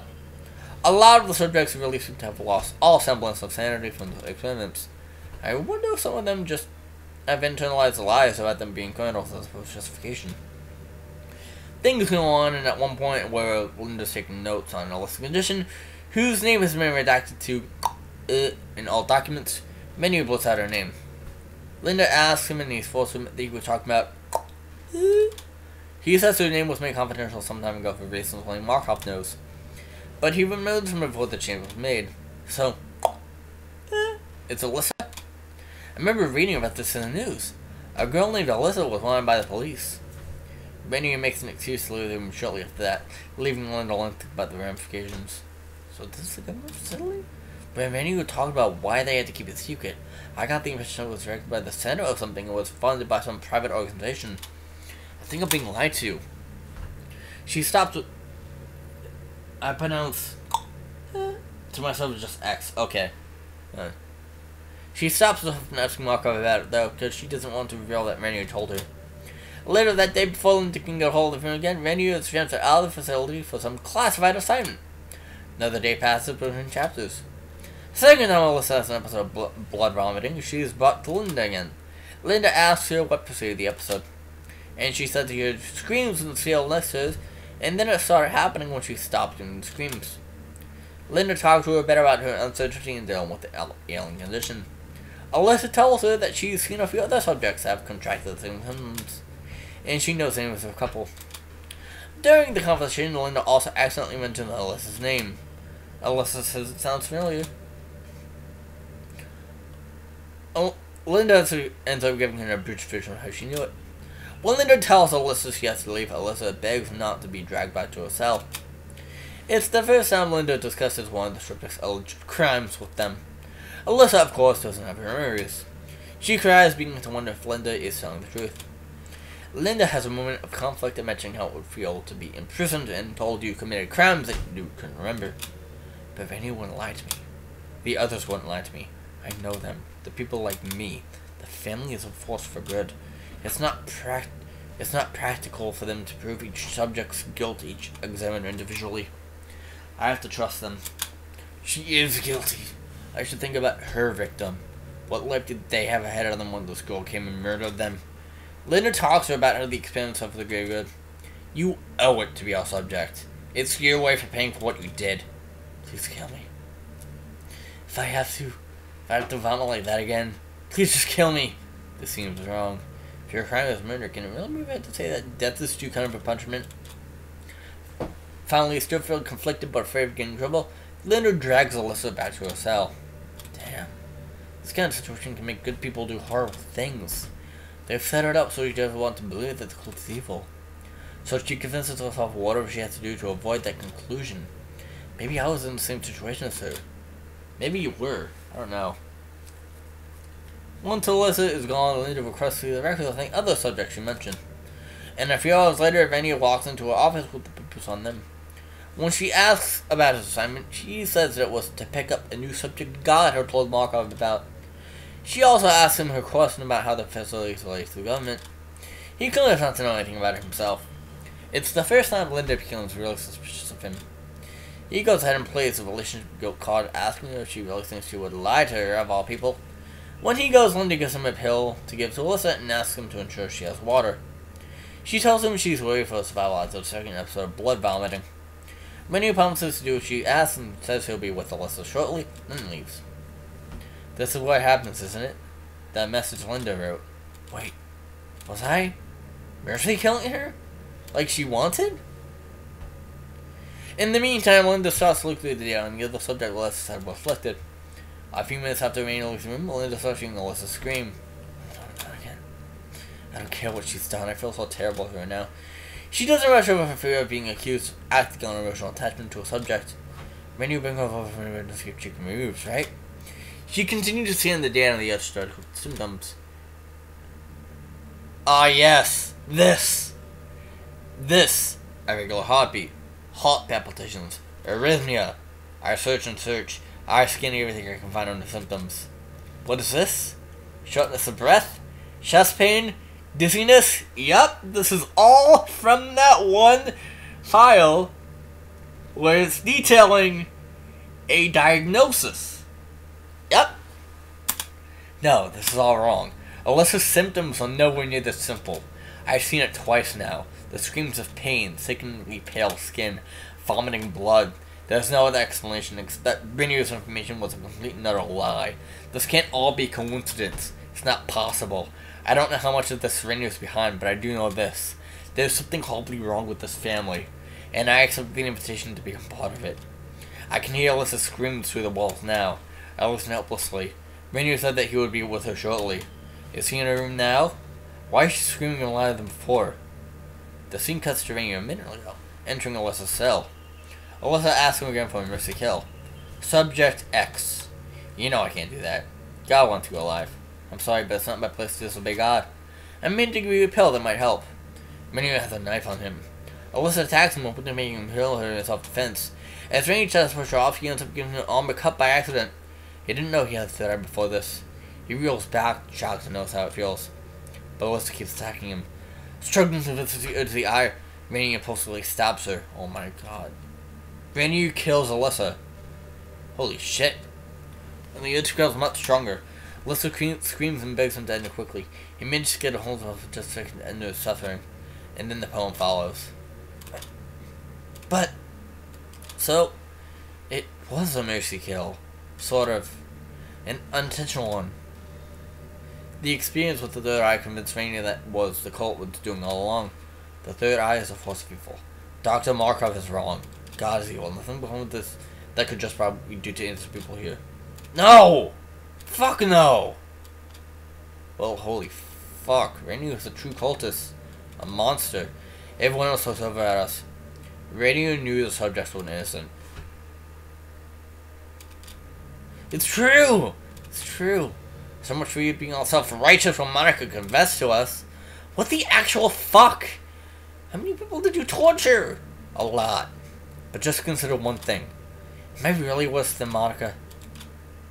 Just like her, I've already had my excruciating death. And I'm on your side now. He's right. We forgave Monica. I suppose this is any different from men. It's something they made it easy to fall into. By revealing the truth gradually and forcing their recruits to justify more and more of it. Yeah. Thank you. We'll count you on our team still, but don't you forget. Don't you ever forget what you did. Rainier nods vigorously. Will you continue reading the book? Go back to the book. Back to the book!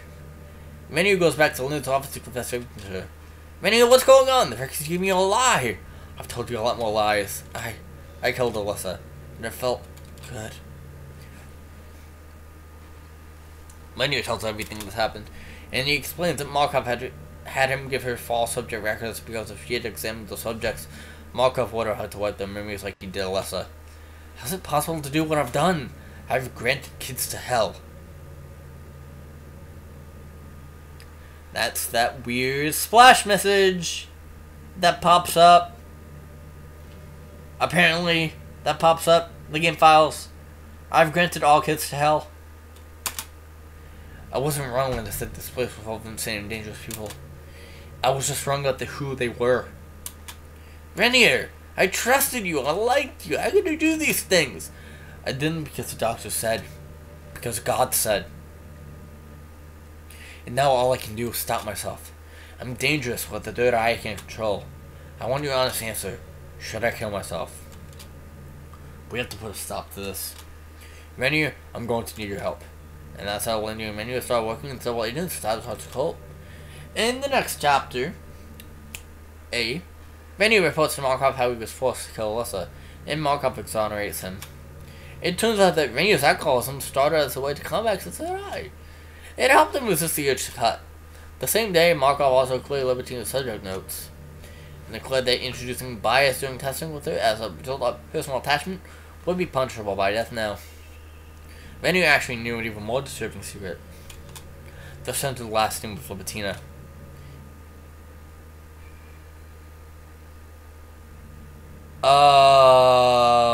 What? Hello?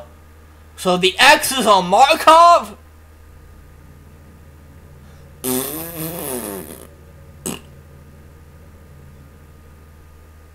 Okay then. Libertina Markov. Great.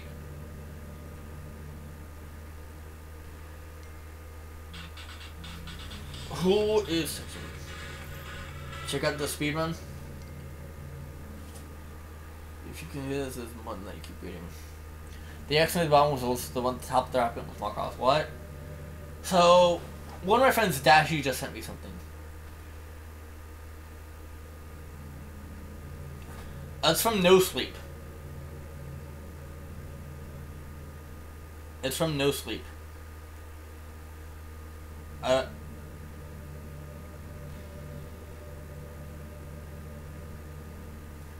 It's from No Sleep, and I've already heard about that one.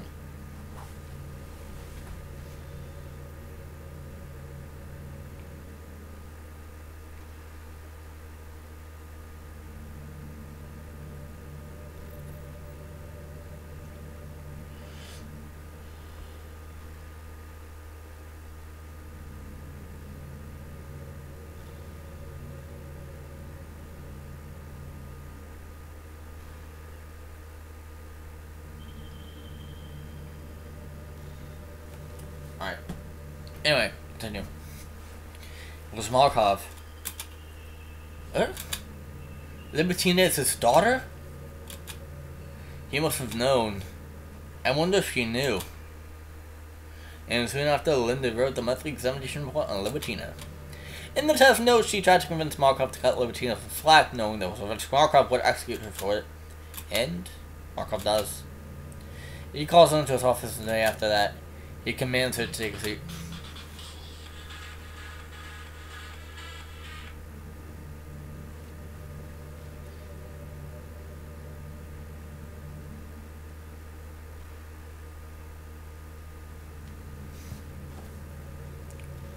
Linda does, quivering with fear.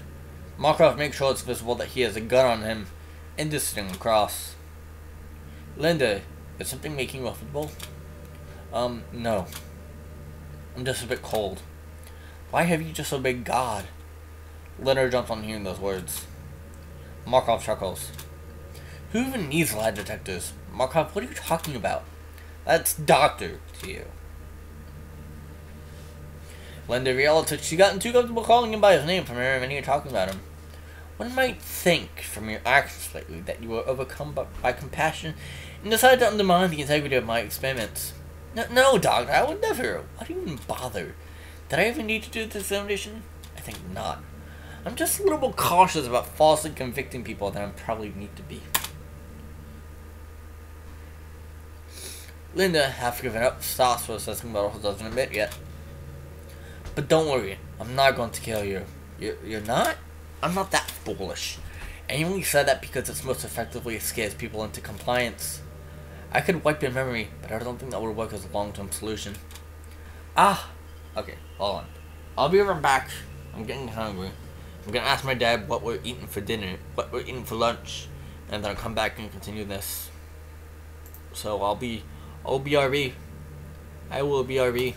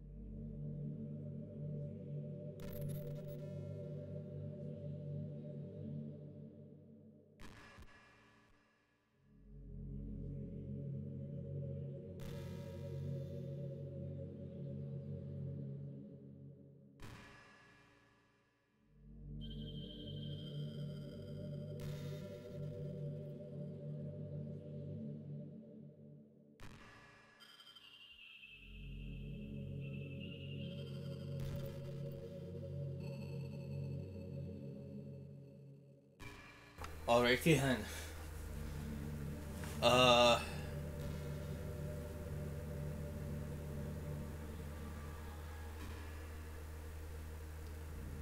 don't know. I don't know what I've been told, but this motherfucking shit is really getting old. Anyway, let's continue. The portrait of Markov. Markov, the guy that wanted to test everyone and basically torture everyone that had the right to see what makes it tick. He can do it. I don't doubt him, and I bet he did to Alyssa. You still be too conscientious. Why can't I say words? And you just turned against me when you inevitably found out again. Tampering is always a bit risky anyway, so I try to only do it when I need to. I have a better idea. God no. Here's my better idea. You'll help me test out virtual reality. The power holds a great deal of promise, but I want to test it on some people that don't have a third eye before I risk my most valuable subjects in the experiment of technology. Linda looks at the door. Markov pick up his gun and shoot her before she could escape. She can't reach him to try fighting before he could shoot. There's no out. You excited? You're insane! One might say I'm the only sane person there is, because I'm the only one who recognizes the solution. What? I promise to explain that to you someday when this is all over. But at the time being, I'm too worried about what might happen if I tell anyone else the full truth. Well enough talk. Time to confirm for your test. The stream shows that we'll still be right back. There we go. Alright. Luckily, nothing too intense happened. These conversations are more fun than I often realize. It's really nice to have a break every now and then, and yet it's also a type of climax of excitement in some ways. Well, better rambling like that helps me keep myself sane in here, I guess. Well, let's go. The scene cuts to later that day. When many of you hear about Linda being discovered as a traitor, he maintains his deception and Markov calls him in to talk. The scene actually makes me feel really bad for Rainer. He had to see the woman who basically saved his soul get captured and condemned to torture. And not a few minutes afterward, he has to outwardly denounce her as a traitor.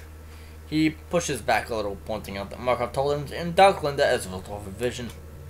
Doxy, we need to be careful about misinterpreting your visions. Our experiments were harmed because of your mistake. A reactive sabotage on the truck would have been avoided if you hadn't ordered me to recruit her. Rainier, you know that God plans everything. This could only have been God's plan. It has plans we cannot see. I agree. God must have planned for you to make this mistake, but I'll carry God's will, Doctor. I promise. Jesus Christ. Rainier's a fucking bad dude. He's a bad guy. Ooh. So you're the only one left. You don't help for us. Suddenly I felt like I'm rooting for Rainier in this story. In the next chapter, after the successful trials, Markov decides virtual reality is stable. He creates a persistent virtual cell world like Oz and places Linda in it as a world admin, but with fake memories. He also places Libertina in it with fake memories and writes the script of that world to tend toward Libertina finding Linda and killing her, as it happened in the story. And now we know why Linda didn't have any friends or other relationships. She was driven to start looking into suicide because of that vague feeling that it was fake, even though she didn't understand it like Marka had. Then when she met Libertina, who didn't have a name prepared for her and pulled out Maria just because it was something she had met in prison, Linda felt something about her just like Marka did when I first showed up at the club. After Libertina left, Linda's epiphany came and she stopped contemplating suicide, and started trying to find Maria again, the only person in the world she thought was real. But she couldn't because it was no one called that. And then Libertina came back and killed her before she could get a word. This doesn't add up. Libertina was supposed to be 3 when this happened. The girl in that story was obviously older than that. Her body switch wouldn't explain it. She thought about things 3-year-olds don't know about. Yeah, I also don't get why killing Linda doesn't seem to give Libertina any extreme third eye symptoms. According to the report, she had one of the most sensitive third eyes ever. The rest of the chapter was dedicated to that. Markov was panicked at seeing his whole takes a minute to remove Libertina's third eye somehow. He rushes to attack Linda, but he has some technical issues. Libertina comes out in the 19-year-old body she was given for the experiment. Huh. If that can happen, then maybe she was mentally older than that before and got physically changed back to a kid somehow.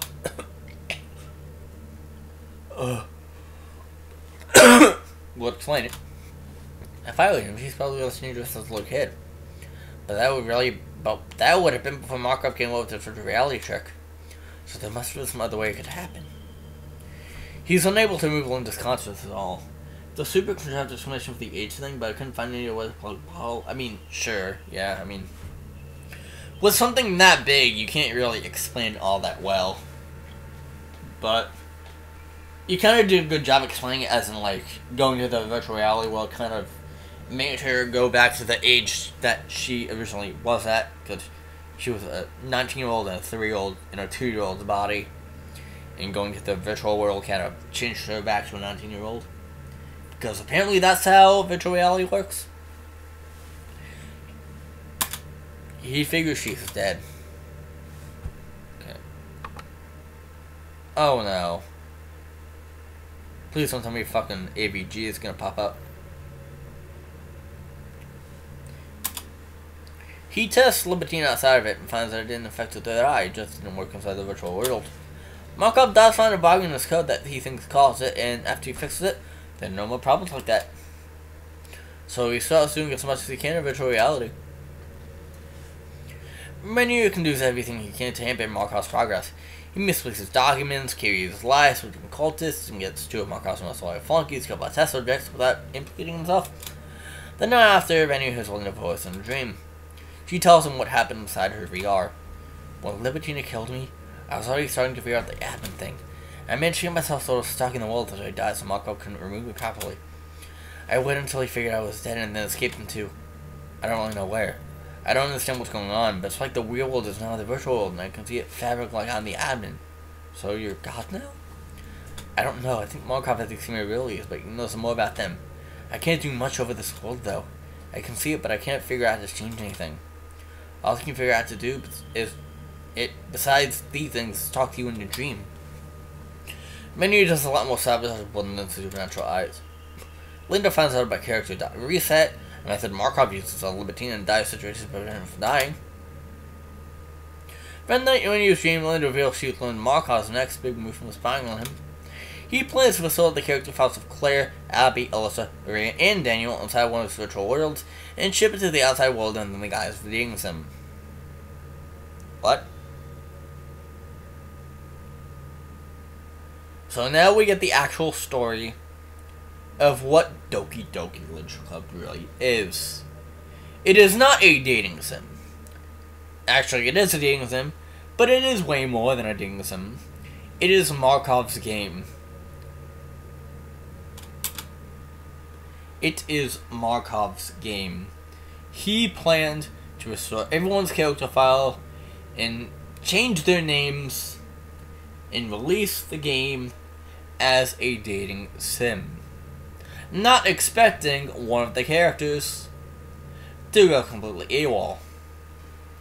He can do that? Why wouldn't he just send him out of a game like this and ask for help? What the hell does he gotta do all this to get out of his world? Too risky to be?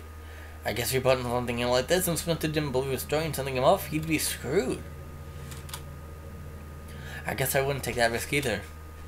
I feel like I'd have gotten patient after... How long has he been at this? It must have been at least several months. I wonder if his own third eye is affecting him. Maybe he enjoys these experiments more than he cares to admit. Linda says he wants to know the effects of the game being turned on and off on a physical endpoint, which you can't simulate in the same way from inside. Listen, we need to get in there. We can't stop all this from the inside. We need to get outside help. If Markov's going to use this power to the outside world, that's our boat. We're going to stick ourselves in without members attacking and get outsider's help. I'm on it. That's me! I'm the outsider. I'm outsider help.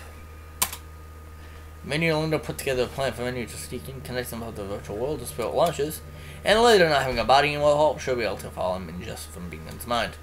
The end. So that's how this started. Well, here we are. It's nice to finally meet all of you. Not as you torture. It's not to finally meet you. Not as your prisoner.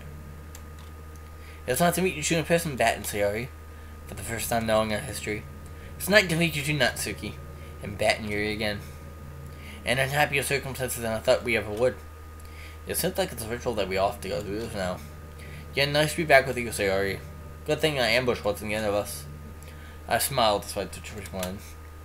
Although actually you will end up wishing it had been after all this. You can't go thinking that way, Sayori. So what's gonna happen now? You gotta make the most of every situation. Okay. I'll try. So, Yuri, I guess we're sisters? I think so. Markov changed all our names, probably due to the odds of us remembering.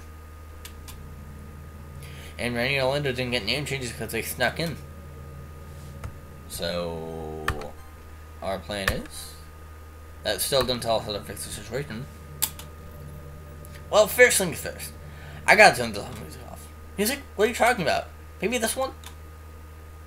Oh, nice. Good music. I don't hear anything. Oh, I forgot you guys couldn't hear it. It's the game's music. Isn't it a bit strange to be making music to listen to an actual life and death situation? I mean, if we're in a life and death situation, we might as well not make ourselves more miserable by listening to that ominous drawl for an hour. Fair enough. So, what we have to do is still revive Linda. Let me try that reset method. Well, here we go with that again. Brace yourself. Don't worry, I'll be careful. Here we go. Let's try Linda reset the dough. Did you just check something? No, look, the return code is 0. That means it worked. So here's right, Linda's file's back. Yeah, Linda's file is here. The reset method did work. Let me try to bring her in. Warp Linda's space room. Failed. Character dead? What? She's dead, but she's alive. What? If I try to warp you, it said she's dead. If I try to restore it, it said she's alive. At least it's different than before. Maybe try the old delete restore trick? I'll try it. So delete Linda. Restore Linda. Now try it. What? That's weird. That is really weird that it's saying that she's dead but also not dead. It's a paradox. She's dead and alive at the exact same time. Holy shit. Just seem errors. Any other ideas? You're the only one that has this eternal as the game. Well, I could try to restore some more of the world. Maybe the way it comes back would be a clue. Let's go for it. I want to get out of this place. Okay. Restore area club day. Crap, stop it! Oh. Sayori. Huh. What the hell are you doing? So, did you just call a function, get an error, then do the exact same thing again? But I got a different result! Yeah, a different amount of glitch text. Well, let's see what happens if I try the third time. I'll use more glitch text. Same as the second time. Let's prove it did something the first time. It doesn't prove anything.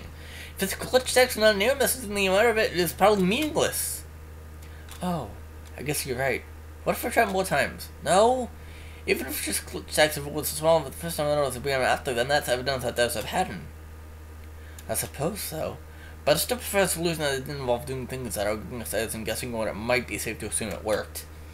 I say go for it. Even if she's throwing dolls to the wall, there's not that many ways to make this situation worse. Okay, so she's trying it again. And again. And again. Keep the glitch test coming. Okay, that's success now. I'm pretty sure something happened that first time. Well, I suppose it's a test for me. But what do we do with it? How does destroying more of the world help us? Well, we should try whipping some club room up to see if it really worked. It's kind of a dangerous role, though. Are you serious? That's your plan? Warp us to into an area that's probably invalid or something and hope it works? Still with no idea what we're gonna do if it does? Well, yeah. I don't see any other options. And this kind of plan that's never had more than temporary consequences before. Can't you do it yourself? Isn't it kind of a low to just need to make someone else be the one to risk themselves? Ah. No! I feel bad about it too, but it can't be me. I'm the only person with admin powers right now. If I mess myself up, we might be stuck. I volunteer. I just want to get out of this place. Maybe it's not too many bad memories. Okay. Here we go. What? Bat Club Day. Uh-oh. Sayori? Crap! Bat? You okay? Samsara, are you there? Can you... Oh, of course you can't answer me. Bat! Sayori, help! Bat, are you okay? Sorry about this. Just hang in there. She's not answering either. Oh no, oh no. But... Oh, shit. Sensor, turn the game off! Okay. Shit.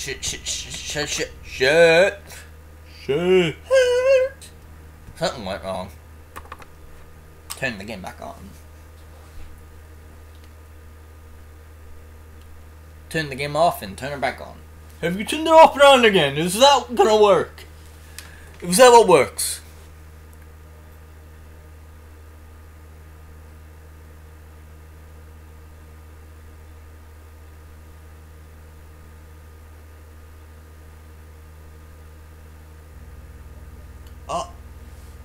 Oh boy, what is happening here?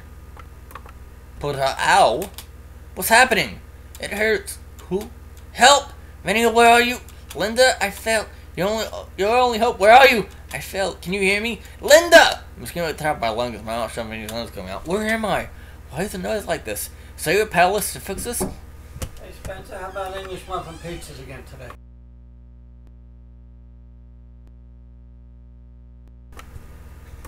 Alright. What's that say? Say your palace over this? Because I'm in over my head. Static. The kids. Our mission. Clara, where is she? Linda, it's Daniel. Can you hear me? Where's Daniel? You have to find him. She's hearing me at least somewhere. What the hell's going on? The static makes me feel like my head's exploding. Help us. Linda, I'm Daniel. Can you hear me? Where's Daniel? I don't know what's up with her, but there's something I can say to her have it. Linda, there's something terribly wrong with this family. You know, cut the invitation to become part of it. I know. I wanted to fix it. How do we I bet what she just said was important, but I didn't catch it. Help me, Daniel. Sorry, it hurts. Can you fix this? God, Linda, we have to get out of this illusory world. No, can't. We have a mission. Don't give up. Don't make me wait. I can think with everything like that. Static hurts so much. Linda, help me. Help me. Help them. Someone. Can anyone hear me? I tried to send you the truth, but I don't even know if it works. Linda, we're all here. Claire, me, Daniel, Abby, Alyssa, Maria, and Rainier. Stop whatever you're doing. I have an all theory that Linda and her lawyer when the game came back on tried to fix things and was stopping Sayori from fixing them. Okay. Really?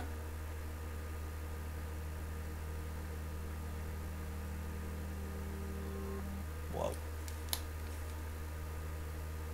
That was in my right ear. That was right in my right ear. Everything's quiet. That's... That! Ow. What the hell? Ow. Please never do that to me again. Linda lays down. Thank God. What just happened? I don't know. Everything got messed up, but we got Linda back.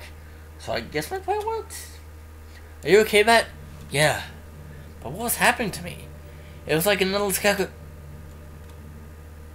Was that what it was like for you and Monica when the game was off? We couldn't think among us, but it might have been the same feeling. I can't imagine being stuck like that for more than a few minutes. Monica said it was hell. But I guess you never understand until you go through it yourself. Sorry about that, Bat. I think it was my fault.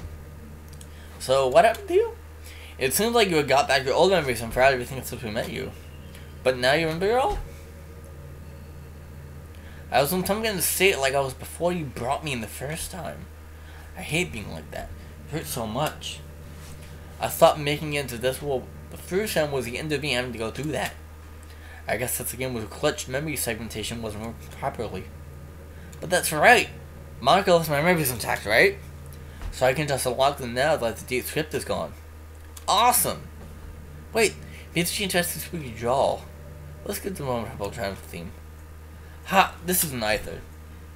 Okay, here we go. Ooh, her old memories unlocked. Except to react so far. Oh my. Linda's decision rapidly turns to a mischievous smile. Linda? I saw all that. I think we got him. What do you remember? Everything. Pleasure and Markov, both versions, what the product of some assembled memories I read from different people while I was a ghost in Markov's world. I actually did this because I anticipated something going wrong with me and Rennie's hijacking. I wanted to give us a way to remember. Reading the memories took a lot of work to load the proper time period and decode them, so I had to be selective. I picked mostly Alessa's memories from the time leading up to a capture, so that I knew she'd be the admin. If I'd known Claire was going to be the admin, I'd dug up more of hers. I tried to edit them into something that'd be believable as a novel, so they can accept that as a replacement of whatever book you were supposed to have. When Rainier snuck aboard, it went badly as I feared. Many of Alessa's memories and got used by the script and had to get dad instead of a placeholder NPC. And I retained my memories, but I didn't manage to manifest the character. I only got halfway in, so to speak. After the first few hours, Markov would have noticed what had happened and pulled us out, but he didn't anticipate Monica breaking the entire game after Sayo had become president. He must have not been able to get us back with the game world in that state. He probably forgot about this world in the time since then and when Spencer managed to reopen it. Okay, so, once again, our plan is... I've got an answer for that too! The DDLC software isn't specifically tied to this world. It's a virtual reality viewport, and I think I know what we have to do to point it at Markov's world and get us back there. We just need Markov's PGP key to pass the authentication portal. And that's what's in my character file. I snooped the key off his computer.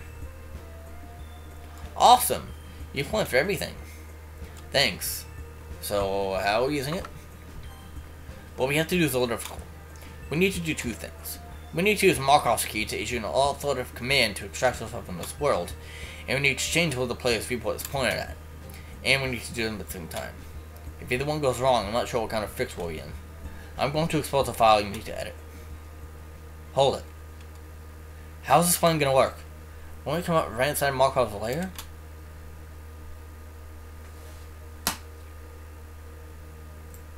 With no way to defend themselves? Well, yes, but Spencer will be following from the viewport. With luck, you can just delete Markov. Bad meaning should give me a character file. Maybe. But at the best, it only works if we can get back face to face with Markov. That sounds hard on its own. And didn't Monica show us that being deleted doesn't stop a person with admin powers? Well, yes. So what are we gonna do? He'll keep deleting us and Spencer will just keep restoring us and deleting them until he gives up and begs for mercy. Well, why not? We'd win, right? Markov would have no power over Spencer. I mean, I guess I don't see any other options. But this is still assuming that Markov killing Bat wouldn't cut off Spencer's connection. And then we can get back face to face with him before his flunkies kill us. And that character file's work the same way in that world. And then Markov doesn't have any other tricks to stop him from being deleted. It hardly seems like an airtight plan. What about the nightmares? Spencer might also be able to torture Markov into submission by turning the game on and off. And that wouldn't require getting back to him. We've got that too. I don't know if the nightmares will survive in that world, but Spencer can try if we can't delete him. We also have a third eyes. 4 of us have them. If we can trigger their powers like Claire and Danielle and Abby did to escape the first time, then they could have a hard time controlling us. Do you remember what happened the last time someone tried to use the third eye for good? What, it worked? Well, technically, I guess I did do what we couldn't have done any other way. Remember how much it hurt, but they could help us. Well, you're right. The third eyes could save us here. I'm so glad I don't have one though. Also, Spencer ought to be able to just restore fires if we're killed. And as long as he can restore us, death isn't anything new to any of us. I'm in favor of this plan. Well, oh Christ. So am I guess. There are 3 different ways we can win. And there's anything else we can do. Wait! What about Monica? We still haven't gotten her back. We can't leave her behind. Forgot about that. Even I wouldn't dream of leaving Monica behind, even if all the stuff was out to her hands. I think Monica might have already escaped during her third eye frenzy. That might have been why the Yoda's character missing. We don't exactly have any other options though. There's no way to prove that she isn't still in here. So we'll have to hope. Hope? That's not good enough. We have to know she's not in here. Thank you for the follow, whoever that was. I appreciate the follow. But If we get out, we'll be able to check for sure. I don't think... I mean, leaving this world won't destroy it. You don't think? And we would be able to just reinsert ourselves if we needed to. You don't think your plan will destroy this world on the way out? Linda, you really tried to lie to us just now, didn't you? You knew you weren't sure and change what you were saying. I had to convince her. That's too important. Even if we have to leave Monica behind, we have to do this. Think about Markov's other subjects. Every minute we waste... guys, I just realized something else. If Monica escaped, then she probably came out in the facility too. If I were Markov, I'd sure as hell come check on my old experiment if a subject came out of it. We're sitting ducks in here. Oh crap, I didn't even think about that. I just thought it was urgent because of the gravity of the situation. How many minutes do you think we have left, Sayori? Every second we wait is a chance that... But wait! That's evidence that Monica didn't escape. If she had, Monica would have caught on to us by now. That was like an hour ago at least. It wouldn't have taken them that long to investigate. And if Monica didn't escape, then we still have time. Maybe Monica came out like I did the first time because she broke out the wrong way. That would explain everything. One way or another, every minute we wait is a minute Markov has to suffer. If we're doing without her, we're doing with her. Okay, you're right. Knowing we failed because I wouldn't leave Monica behind would be worse than knowing I left her behind. Alright. I guess we're doing this. Thank you all. Just in case we keep these when we leave this world. Good to Gina share with her. One of us will shut our building into these. He gives the second to Venier. Good idea. Import admin. Challenge. Admin expose destination file. Oh yeah, this is a new track. Sweet. What is this? Reboot destination file exposed. File should be exposed now. Where is it?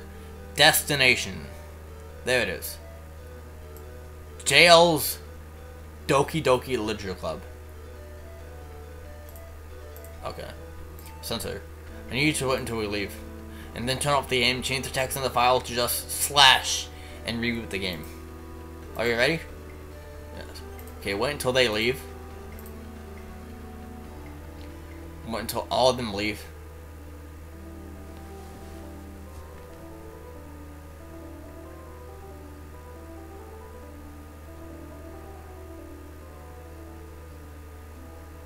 Fail error. Player character missing. Player character missing. Player character missing. Player character missing.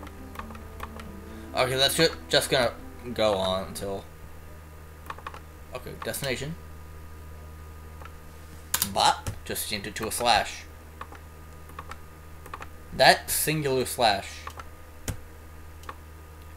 Just change it to a simple little slash.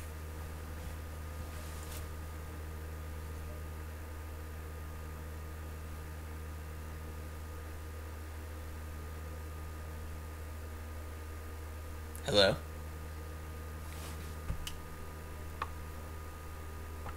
Yes, hello? Oh, hell.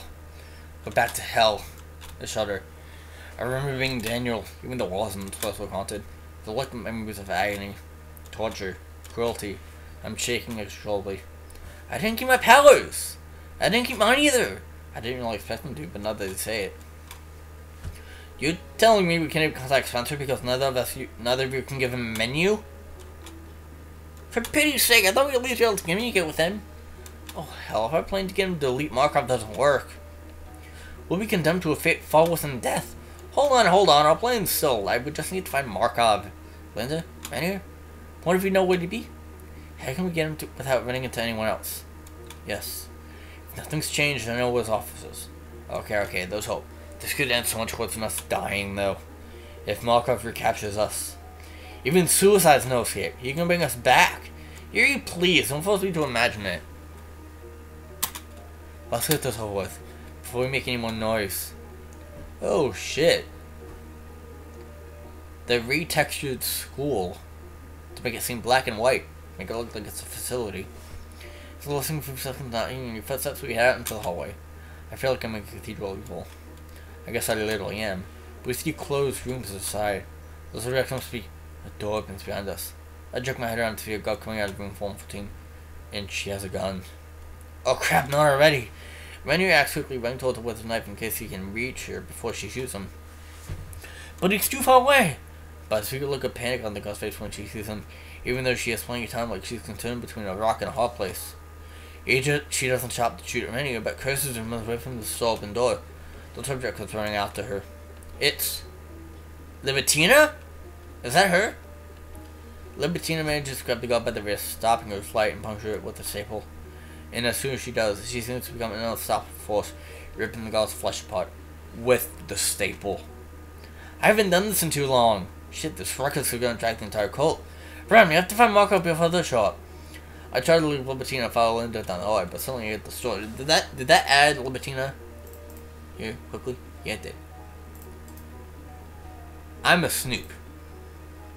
I'm a snoop, a snoop, a doop, a doop. Okay. So it's nothing. Literally nothing. It's a bunch of... Is it a PNG? Is it a PNG? Or is it just garbage data? And is that just garbage data that I don't really have any way of figuring out? Oh god. I see blue colors and can't make out the sounds around me. I'm not sure if I've fallen down. I get an inexplicable pain like I did when the game was clutching. I think I hear Libitina screaming. Fuck.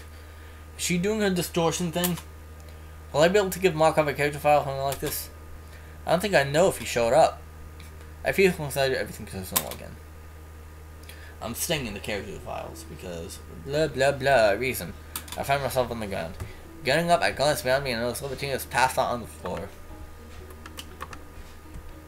Oof. My oh my, what has transpired here? Markov! Listen, Spencer, delete him! What? Crap. Oh no, it's fine, you don't have authorization. What? What's he talking about? Didn't we use this key? There's one thing you forgot to do. So you can't delete him? Can I? Oh god, that's not what I wanted to do. Can I really not delete him? So are you trying? Yeah, I did. I tried. I deleted him. So I rang up Markov. What?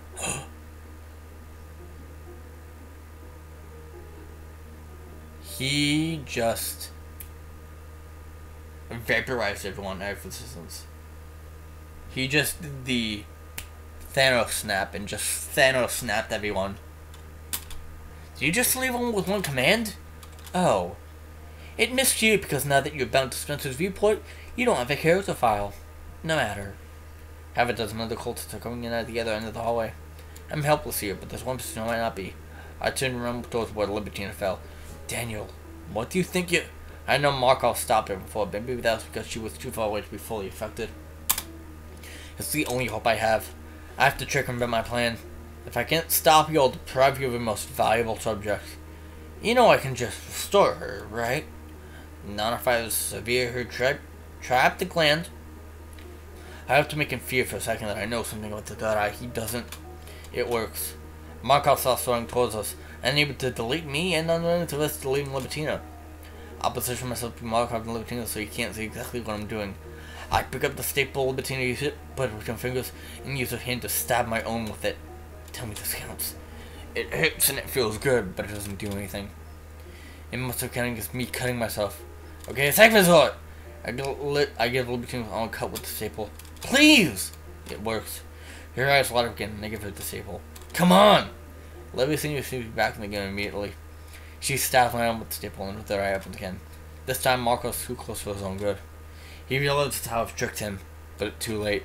Before he can let the command to turn off again, Libitina unleashes the distortion on me and him. I guess at the end of my part in this operation, come on Libitina, kill him. I can only hope. No. No. Syntax error. No. Help! Libitina's distortion is excruciating, but I think it's working. He doesn't seem able to knock her out. Oh god, I feel like I'm done.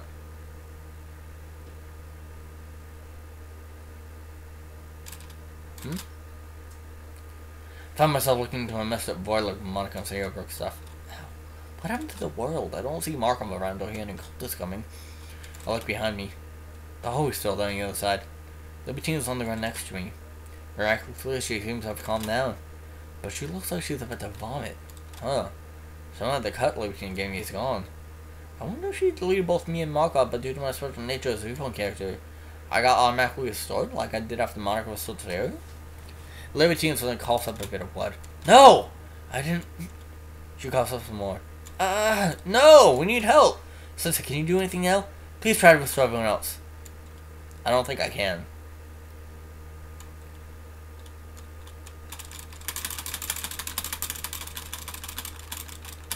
Do I have to attempt to? Do I have to attempt to try to get everyone back?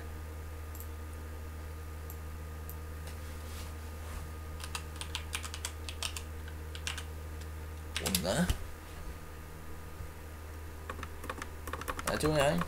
No? Do I have to start a new game?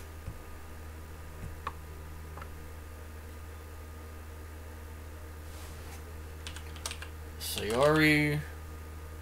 .chr...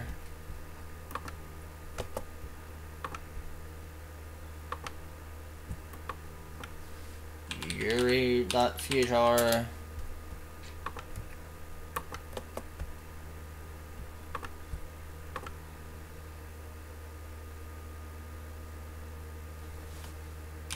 Natsuki.chr... Why did I name that a folder? What the fuck? Why did I make a folder? Folder is not gonna help us. Natsuki.chr.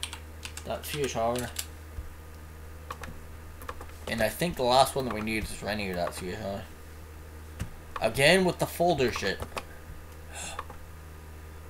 Okay, no, I didn't delete anything. I didn't delete everything.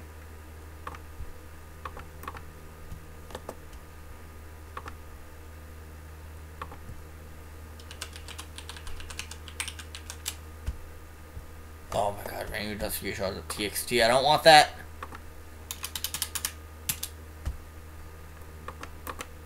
Okay. Everyone's back. What happened? Where'd Markov go? What is that for hallway gone? I have no idea. Libertine sees her chosen on me and Markov, and that's all I know. Gee. Cause a glitch without atom toes? I hear more sounds of blood vomiting. Libertine's code so louder to my ears. You're arrested with Libertine and crisis beside her. What can I do? Tell me I can help. Libertino schemes more. We have to help her. I'm sorry, but I have no idea what to do. It's like a new incurable disease, but if it goes the same way it did for you, it will pass after a few minutes. At least temporarily. No, just give me more blood. I know how much this hurts. Sensei, can you shock us now? Hoping something changed when the world got messed up. I don't think so. Figures. Libertine finally stopped vomiting blood, which we saw to be in a mortal condition. So was Markov dead? Did Libertine kill him? There's no way to know. Seems too good to be true though. We should try to get out of this place. We've done what we can and Libertine needs help. Wait! Lindy, you said after we get out we could check from the outside if Monica was still trapped in the DLC. How do we do that? We can't. Wait, did you lie about that too? Of course I lied! How will you able to scan a virtual world and only get MM powers? You betrayed me! You betrayed us all! Look, it's not like she's dead. She might have come out differently than we did. Well, if she's still in there, we might find a way to get her out later. We'll probably see her again. Probably? How can I trust anything you say now? Look, let's start connecting everyone out if you're alive. You have to get to civilization. We know the cultists go back and forth sometimes, so they must have a garage or something. Wait, what are the other subjects? Somehow I haven't heard anything from the other rooms, so I didn't think about them. We have to let them all out. I get a cue from the dead girl's body and you two to open one of the other doors. The cell's empty. I thought to try each of the others and we can attack part of the hallway. All the other cells here are empty. I wonder if they weren't using them before, if whatever Libertino did mess up this wall in other ways. They must not be using the cells near Libertinos to keep their most volatile subject isolated. I guess it's time for us to go. Menu picks up Libertino, and Natsuki pulls up the girl's gun, and we head out the door at the back end of the hallway. Natsuki was right. The part of the camp that didn't get turned into space is almost none. But by some miracle, the garage was only a silver sliver halfway in the water. We couldn't decide on that soon, hard. With thunder driving and head back towards civilization. This is too good to be true. No way we just struck up the cult like that. Leonard drives until we are finished down. Where are we going? We have no shelter, no connections, no money. and Libertine needs medical attention. We'll take it to the hospital I used to work at. The owner was kind. With luck, he'll let this one slide without pay. Linda takes us there. Libertine is still unconscious. Okay, how much longer of this mod do I have? Because I need to eat lunch now. I probably need to eat lunch in a bit. Good luck if you're not switching the game. I'm probably going to end stream after this mod. Because I've been streaming for 4 hours. You're like 85% done. Alright, sweet. But I've been streaming for 4 hours, so I think after this mod I am done. But it's nice to get back into streaming DLC mods. I really enjoy it. But yeah. We're at the hospital. We follow Linda to the counter where the clerk recognizes her. Linda? Yeah, it's been a long time. You disappeared 2 years ago. It's a long story. Can I trust Albert? You have an urgent case and no money. Look, I know this is a shock, but please, get me Albert. I'll catch up with you later. Okay. Clerk gets back and a few seconds later, Albert comes out. Linda? It really is you. Albert, look, I don't have any money, but you have someone in a critical condition. She's been vomiting blood and screaming. Is Albert's file the same way?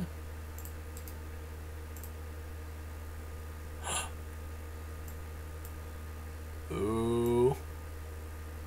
What is this? It's not base 64.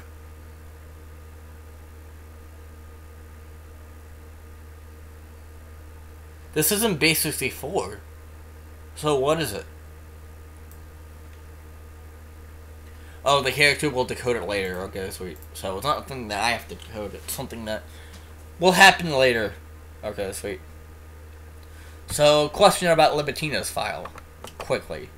Just very, very quickly. Is this just a bunch of garbage data, or do I have to change the file to something in order to see it?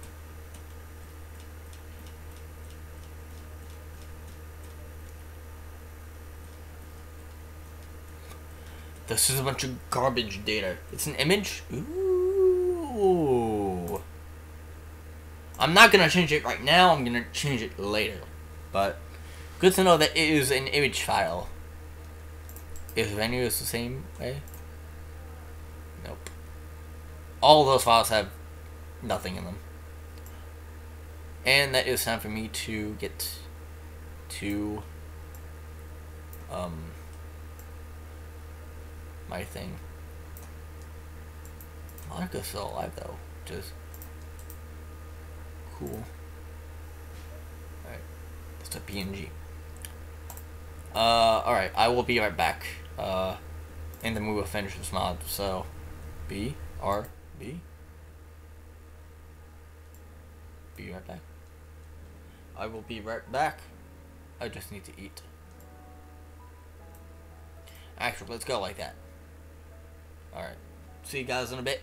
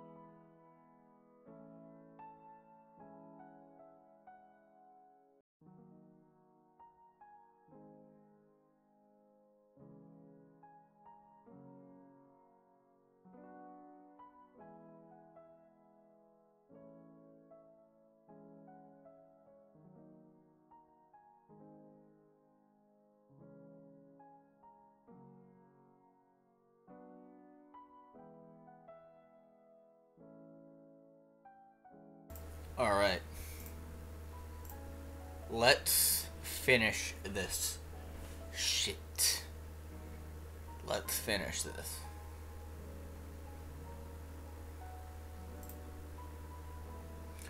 Let's finish this. Let us finally finish this. Need to change my game back. Let's finish this. I'm back. Let's finish this. She's been vomiting blood and screaming. Please tell me you helped her. I'll find a way to... Of course. Follow me. Albert leads us to a room where he directs Rainier to set Libertina on a bed. He asks Linda a few questions about what Libertina has been through. To my surprise, Linda doesn't hold the beans. She tells Albert that Libertina was tortured at a secret cult facility and activated supernatural powers and saved us all. I find this believable. What? It's not the first I've seen of such things. I have one other mysterious patient. A girl with a knife and a wet ribbon who appears simultaneously, with a horrible stab wound. Witnesses said she seemed to disappear and then reappeared without a wound and passed out. A Samaritan brought her to me. Can we see her? She's our friend. Of course. Room 12. While Albert tends to Libertina, the rest of us go to bed for Monica. Monica's on the bed unconscious. Oh, thank goodness she is alive. I told you it would be okay. That doesn't make it okay for you to lie to us like that, though. The huge wound Yuri gave her is gone. Even her uniform no longer has the bloodstains. She deleted and restored herself. I guess she came on the spot you and Daniel and her were ambushed in. Wait a minute. If she could delete and restore herself, that means she kept her admin powers. We're in luck.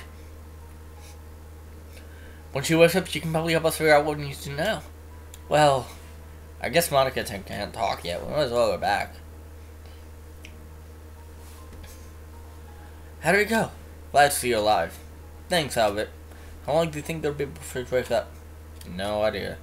If, like you say, she was affected by supernatural forces, I may not be able to do much for her. Luckily, I may not have to. I've run a few tests, but she doesn't have any signs of injury or illness. So with luck, she'll wake up soon and be fine. I'm waiting to hear more about what happened, Linda. Of course. We tell him everything that happened. That's quite a story. I can see how you decided to make it into a novel. I understand if you don't believe us. I don't think I would have believed myself. I won't lie, I found it very convenient how you can't provide any proof. But I suppose I'll see soon enough. If it's true, then when Monica wakes up, she can put me through to the dispenser. In the meantime, you're welcome to stay here. Thank you, Albert. I can also bring food. I imagine you're all hungry. Yes! Thank you so much. That's very generous of you, Albert. Thank you. We ended up spending the night at Albert's hospital. We really owe this guy. Ah yes, the fade outs. I'm woken by sounds of crying. I lay still for a minute. I feel like it's the middle of the night. It sounds like... Monica? Not again. I have my eyes. Okay, it's very, very dark. I can't see you standing there. Monica? Oh! That! That's it up. I'm so sorry, I can't... Okay, calm down, Monica. Everyone else is on the way up to... Monica's awake? I'm so sorry, everyone. I'm not a monster, I promise. I couldn't stop it. It was God. Okay, hold on. What do you mean by that? The third eye. The temptation. It felt like God. Don't worry, Monica. We understand. And the plan worked. You broke the script and that allowed us to get out. Thank you. Thank goodness. It wasn't for nothing. Are you all okay? Yeah. But I don't think I have a phobia of you holding a knife now. For shit's sake, I thought you were gonna make us some cut, not fucking kill me. Monica squeezes a few more tears. Oh jeez, I'm so sorry. I just wanted to take it back. Well, like Linda said, it worked. You probably had to do what you did. The third eye gets tickled from any blood, but to open it all the way and get the ability to break the rules, you have to spell a lot. Probably anything less than what you did wouldn't have worked. You're not Libertina. Well, very deal what happened after you did what admin mode you did? Yeah. I flipped on slides and we became a bunch of systematic with stuff. Wow, I can't believe we went through all that without me. I remember being clear now though. So, Monica, can you give Spencer the hour boxes? We haven't been able to get through them since Sunday and Sierra both lost their admin status. Yeah, I should be able to. I can hear you. Great! I can reach him. So, where are we at? I don't know. Confused about this world. I saw the people in it, even with admin status. And that means they must be real, right? But the world must still be virtual, because Markov and I have admin powers. I think this world is just like the DLC, the only difference is that there are more prisoners. But the world's full of real people. Can it really be fake? Isn't it effectively real that the people here are real? You're right. The only thing that makes Spencer's world count as real is that it's where the rest of the world is. I guess the world is kind of real then. It might be the realest world ever yet. I'll be disappointed if I can't escape Spencer's world. But a world where meaningful life is possible is as much as I could expect. If this world is what it seems to be, then I'm free. We're all free. So that means, assuming Markov doesn't come back, we won? We escaped to a reality? That's what we set out to achieve, right? We set out to make sure this world is safe from Markov and his cult. I doubt he's really dead if he was an admin. Although I don't know why he's not restoring himself. He's not giving himself a file. Maybe he got kind of messed up like Terry and I did by the emergency purge. But also, the other problem with the DLC? We couldn't survive a sensor thing off. Sensor. We have to try this. I'm real scared to find out. But I'll have to eventually. Just make a save first.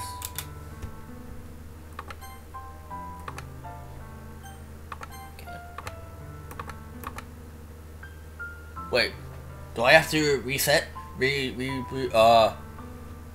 game? New game? Is that what I have to do?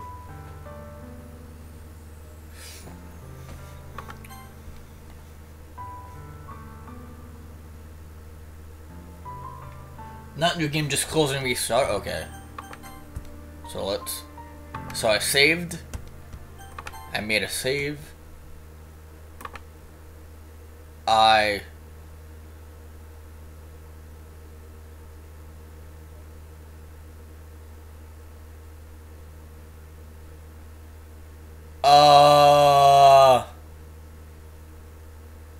I didn't do anything. I didn't do anything while I was away.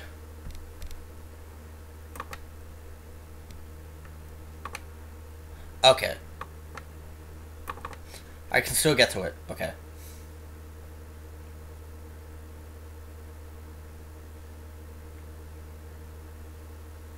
It's not entirely gone.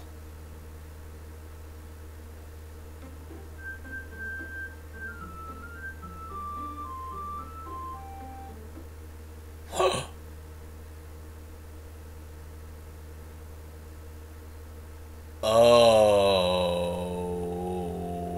what do I do here?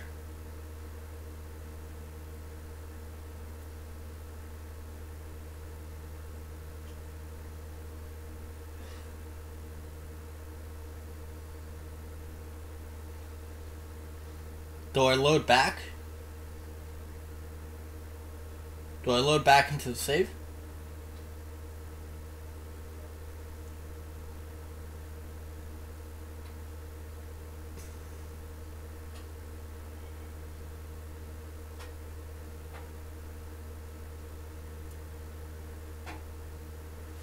Do I load back or start a new game?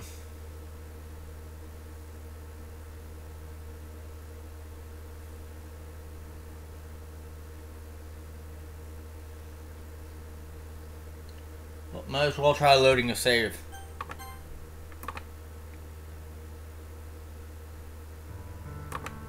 Are you going to turn the game off? I did. Then it worked? I have admin powers, but none of this? But wait, did time pass? No. The timestamp. Time past some fences will open on this one. The world is still dependent on the viewport. Monica hits her fist on a nearby table. Our quest is not over. Hold on a sec. The world must have been running without a viewport just fine before we all got here. Are you telling me connecting the viewport makes this world dependent on it? Yeah, that's what it sounds like to me.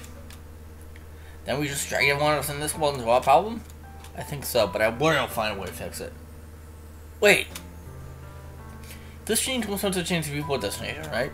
Maybe it'll fix it if it points it back to the DLC world. Maybe. I think it's too basic to test right now, though.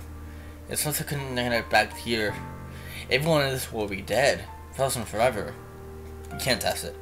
Sensei, you wouldn't mind having us a little longer, would you? I mean, sure. We'll stick around as long as it takes. It's not like you just think praise for it. Natsuki, you'd be basically a mass murderer if you didn't. Well, I guess that's true, so what are we doing? How do we make sure it's safe for them to point the viewport away? I don't know. But there are a lot of things left to investigate.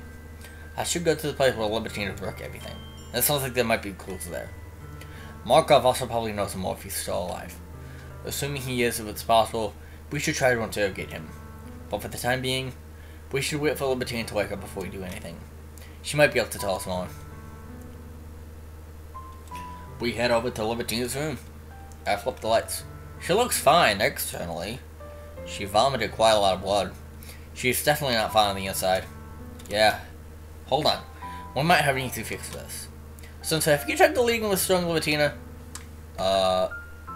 No. Well, she must be in terrible condition. We all should hear if we can, but I see your concern. I'll trust your judgment. Try the character reset then. Markov used it to prevent Libertina from dying, and it also helped us get Linda back after you broke everything in your fancy. Alright. Libertina reset. Success return code. I don't know how to do it if I did anything though. I guess we'll find out when she wakes up. Yeah. Also, what about the content of Libertina's file? Huh? It's a picture of a portal of some kind. Is it?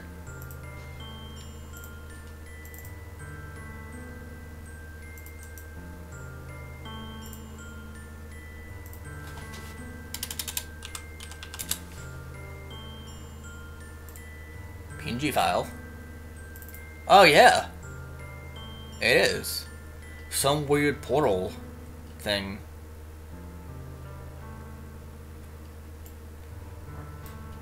Looks like there's like remnants of something on the wall. That's cool. Change it back to a CHR as to not fuck with anything here. Back to a CHR you go. Yep. I don't know what to make of it yet. Yeah, you should see Markov's file. I took the lowly basics of decoding it, and you gotta read it. Okay, just put the controller in a file. This person said, like, you know, there is input basics for decode.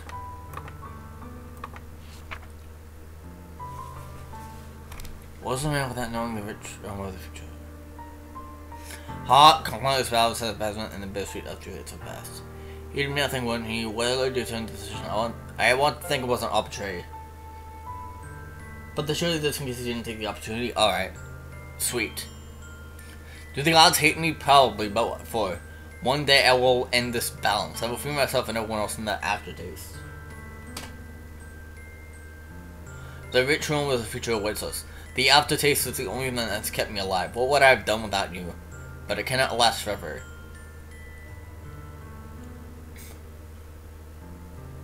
It grows more bitter every day, and it has been thousands of days. One of these days I'll figure out to see through the walls of the past with the third eye, the only telescope that can see the moment on the horizon. Libertina will free us all someday. I know she's the one. I just have to figure out how to help her reach her full potential. Damn. What the...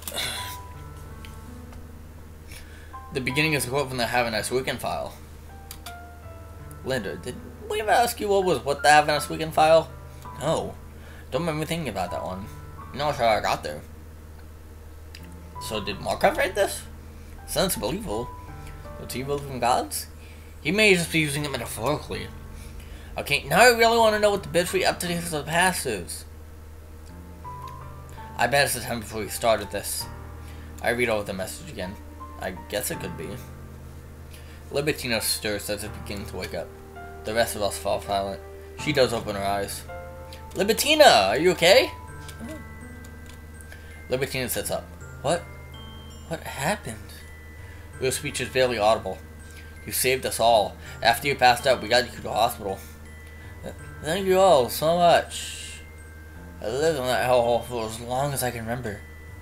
I don't know if I ever knew anything else. I thought I'd never feel whole. I must have had a different life before, though. Because I remember feeling this way. Feeling not broken. I remember knowing what it was like to love someone. And to have any comfort in life other than the pleasure of the eye. They distort you. When violence is your only friend. For so long, you only to like it aesthetically. Fuck, the worst part was how they gave me dreams about escaping so many damn times. Yuri sheds a few tears. I know this pain.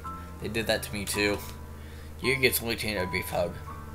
Alyssa, I guess you recognize Yuri? Do you remember when you tried to kill me? Yes! Do you understand now? I understood then. I wanted so badly to let you kill me. But I knew Markov would bring me back to life. It wouldn't have been the first time I tried to kill myself. I wanted to talk to you about it, but they wouldn't let me. And then I had to listen to you die. I heard your screams through the wall. God, that was a nightmare. I tried to convince myself of it for a few days. You were the only person who ever tried to help me for any reason other than to keep exploiting me. I missed you, Alyssa. If only I'd known. I thought you didn't want my help, and made me feel even worse. And I saw vomiting blood when they dragged me back to my cell. Oh no, I didn't mean to affect you with that. I'm so sorry, Alyssa. Wait, do you know something about that? Not really. It just happens when I just want to distort things. It wasn't your fault. Markov is the one responsible. Thanks. But why are you waiting on the other examiner here? Libertina points to Linda. Apparently she never found out her name. Aren't they the enemy? Yikes. Surprised how calm she is if she recognizes one of the cultists whose limits on her. I was being kept in the dark. I didn't know what was going on there. And I'm different now. They convinced me it was for the greater good. But when I had my first experience with the third eye, I stopped believing it. Linda and I tried to sabotage them. Wait, Linda isn't... Linda Watson? The woman I killed? Don't worry, that's all in the past. I think most of us pretty much lost the ability to be surprised for finding out we murdered each other. Really? Yeah. It's happened to all of us plenty of times now. This is so expansive, and I love it. But hey, at least none of our deaths have ever been permanent. Don't worry about it, Libertina. I think you more than made up for it saving us all back there. Well, you're welcome. You saved me. I still feel like we should talk about your justification for murdering Linda. Do you actually think that? Or were you just being affected by the script or whatever? I mean, it kind of makes sense. I know it seems wrong, but... What the shit? That's a literal murder. What makes you need a monstrous killer? I didn't think it would cause any suffering. That's the difference. You're lying to yourself. You think you'd still believe that if I tried to kill you? It might be a favor to me. But if that weren't the case, then yeah, I might not want to die before you killed me, but once I'm dead, how can I be a victim? You just admitted that could be a favor. If that's true, then it could just as well be the opposite. You just proved you already knew on the inside that what you did was evil. No, I just meant I might see it as one beforehand. And you think that something stops mattering after you're dead? Sorry, Maria, but I won't claim to believe something I don't. I understand. You're a horrible person. We'll only work with you out of necessity, okay? Libertina nods. I'm sure you're going to protect us soon enough, Libertina. You've never appreciated being alive, have you? Well, I think I did in the first virtual reality experience. I really don't have an excuse in your eyes. I feel bad that you have to think I'm a horrible person after you rescued me. I hope it doesn't stay this way. So, how did you all get here? We recount the rest of our story. The mood improves as we discuss our history around. Wow, I'm sorry for what you've all been through. You were very brave to come back to the facility. And thanks again for saving me. I'll see how that went That's an absolute win. Sure did go better than we could have hoped. Also, Libitina, did Markov ever tell you that he's your father? What do you mean? Well, technically we don't know that for certain. Just that you share his last name. Wow. No, you didn't. But now that you mention it, I think that affected him. I did have it better than your subjects, at least for how much more interested he was in studying me. Who was my examiner more often than not, but never wanted was sent to do something horrible to me. Like it bothered him to see it, even if it was still new, he was making it happen. Okay, boop. Hold on, let me just reveal the content of the files here. Then we just go back to Return to the Portrait. Like it bothered him to see it. Even if he still knew he was making it happen. Not like that makes him one bit better, though. So, Libitina. Maybe you can help us understand Markov's character file. Libitina reads over the message. He thinks I'm going to free us all? Full potent... To hell with him! I'll free everyone from him! Libitina throws her on the gun, although being paper it flutters rather gracefully instead of making a thud. I think we all share your feelings on that. What about Albert's file? Did he get one? Share your thing. Monica takes a moment to read and tries to have the file. What is it? So it's Albert's file, and it says, someone managed to send an email from my account, and now Linda's gone. This wasn't a coincidence. Someone made this happen. Did they kidnap her? Damn it, I'm afraid to ask. It's been a week since then. I could be forgiven for thinking she never existed. I don't know anyone else who knew her. I feel so hopeless knowing that I'll probably never understand what happened that day. I don't think I'm the only one who thinks about the possibility of the world being an illusion, projected by a supernatural being deceiving me, perhaps to study me? Maybe Linda was no longer a useful part of the experiment. What frustrates me most is the knowledge that even if such a thing is the case, not only will I eventually forget that this has happened, but it will be the rational course of action, because the more time passes, the hazier the memory will become, and the less grounds I will have for thinking that anything suspicious happened that day. I'll start to suspect that I misunderstood what I saw somehow, or that it was a lucid dream I had one day, and I begin to think so obsessively about it that I started to remember it as a genuine experience. It's not as if one doesn't sometimes have a transient uncertainty after waking from an old dream. Yes, I'm still alive. I'm still alive. I will have a transient uncertainty after waking from an old dream. I will inevitably forget that this happened, and I will be right to do so. It's not that the supernatural being is impervious to me, it's that deception. Properly executed is impervious to rationality because it enslaves it. Damn, but that was all in his file. And when you're dying, that will still be alive. Yep. Wow. It's curious. This is exactly what I talked about with Markov when you drew the conclusion that I had a third eye. Does this kind of thought have some relationship to it? I always thought it was weird that third eye and presidency didn't seem to have anything to do with the other.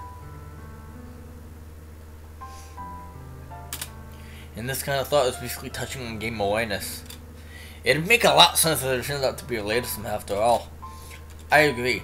We should find out if Albert has one. Oh hey, I just got an idea. Monica, now that you have had my powers for the end of the world, you could probably read Markov's memories the way I did.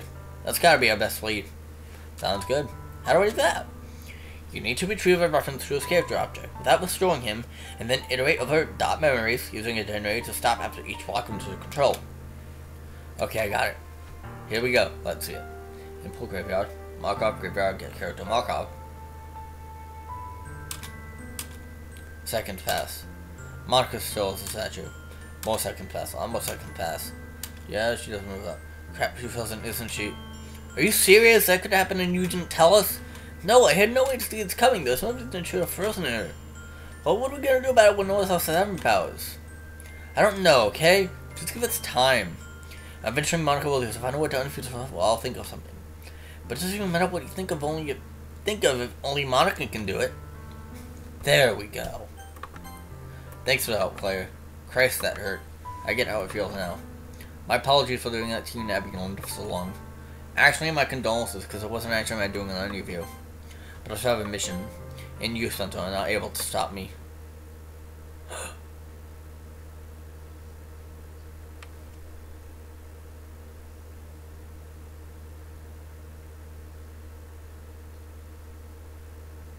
Is that it, or do I need to do something?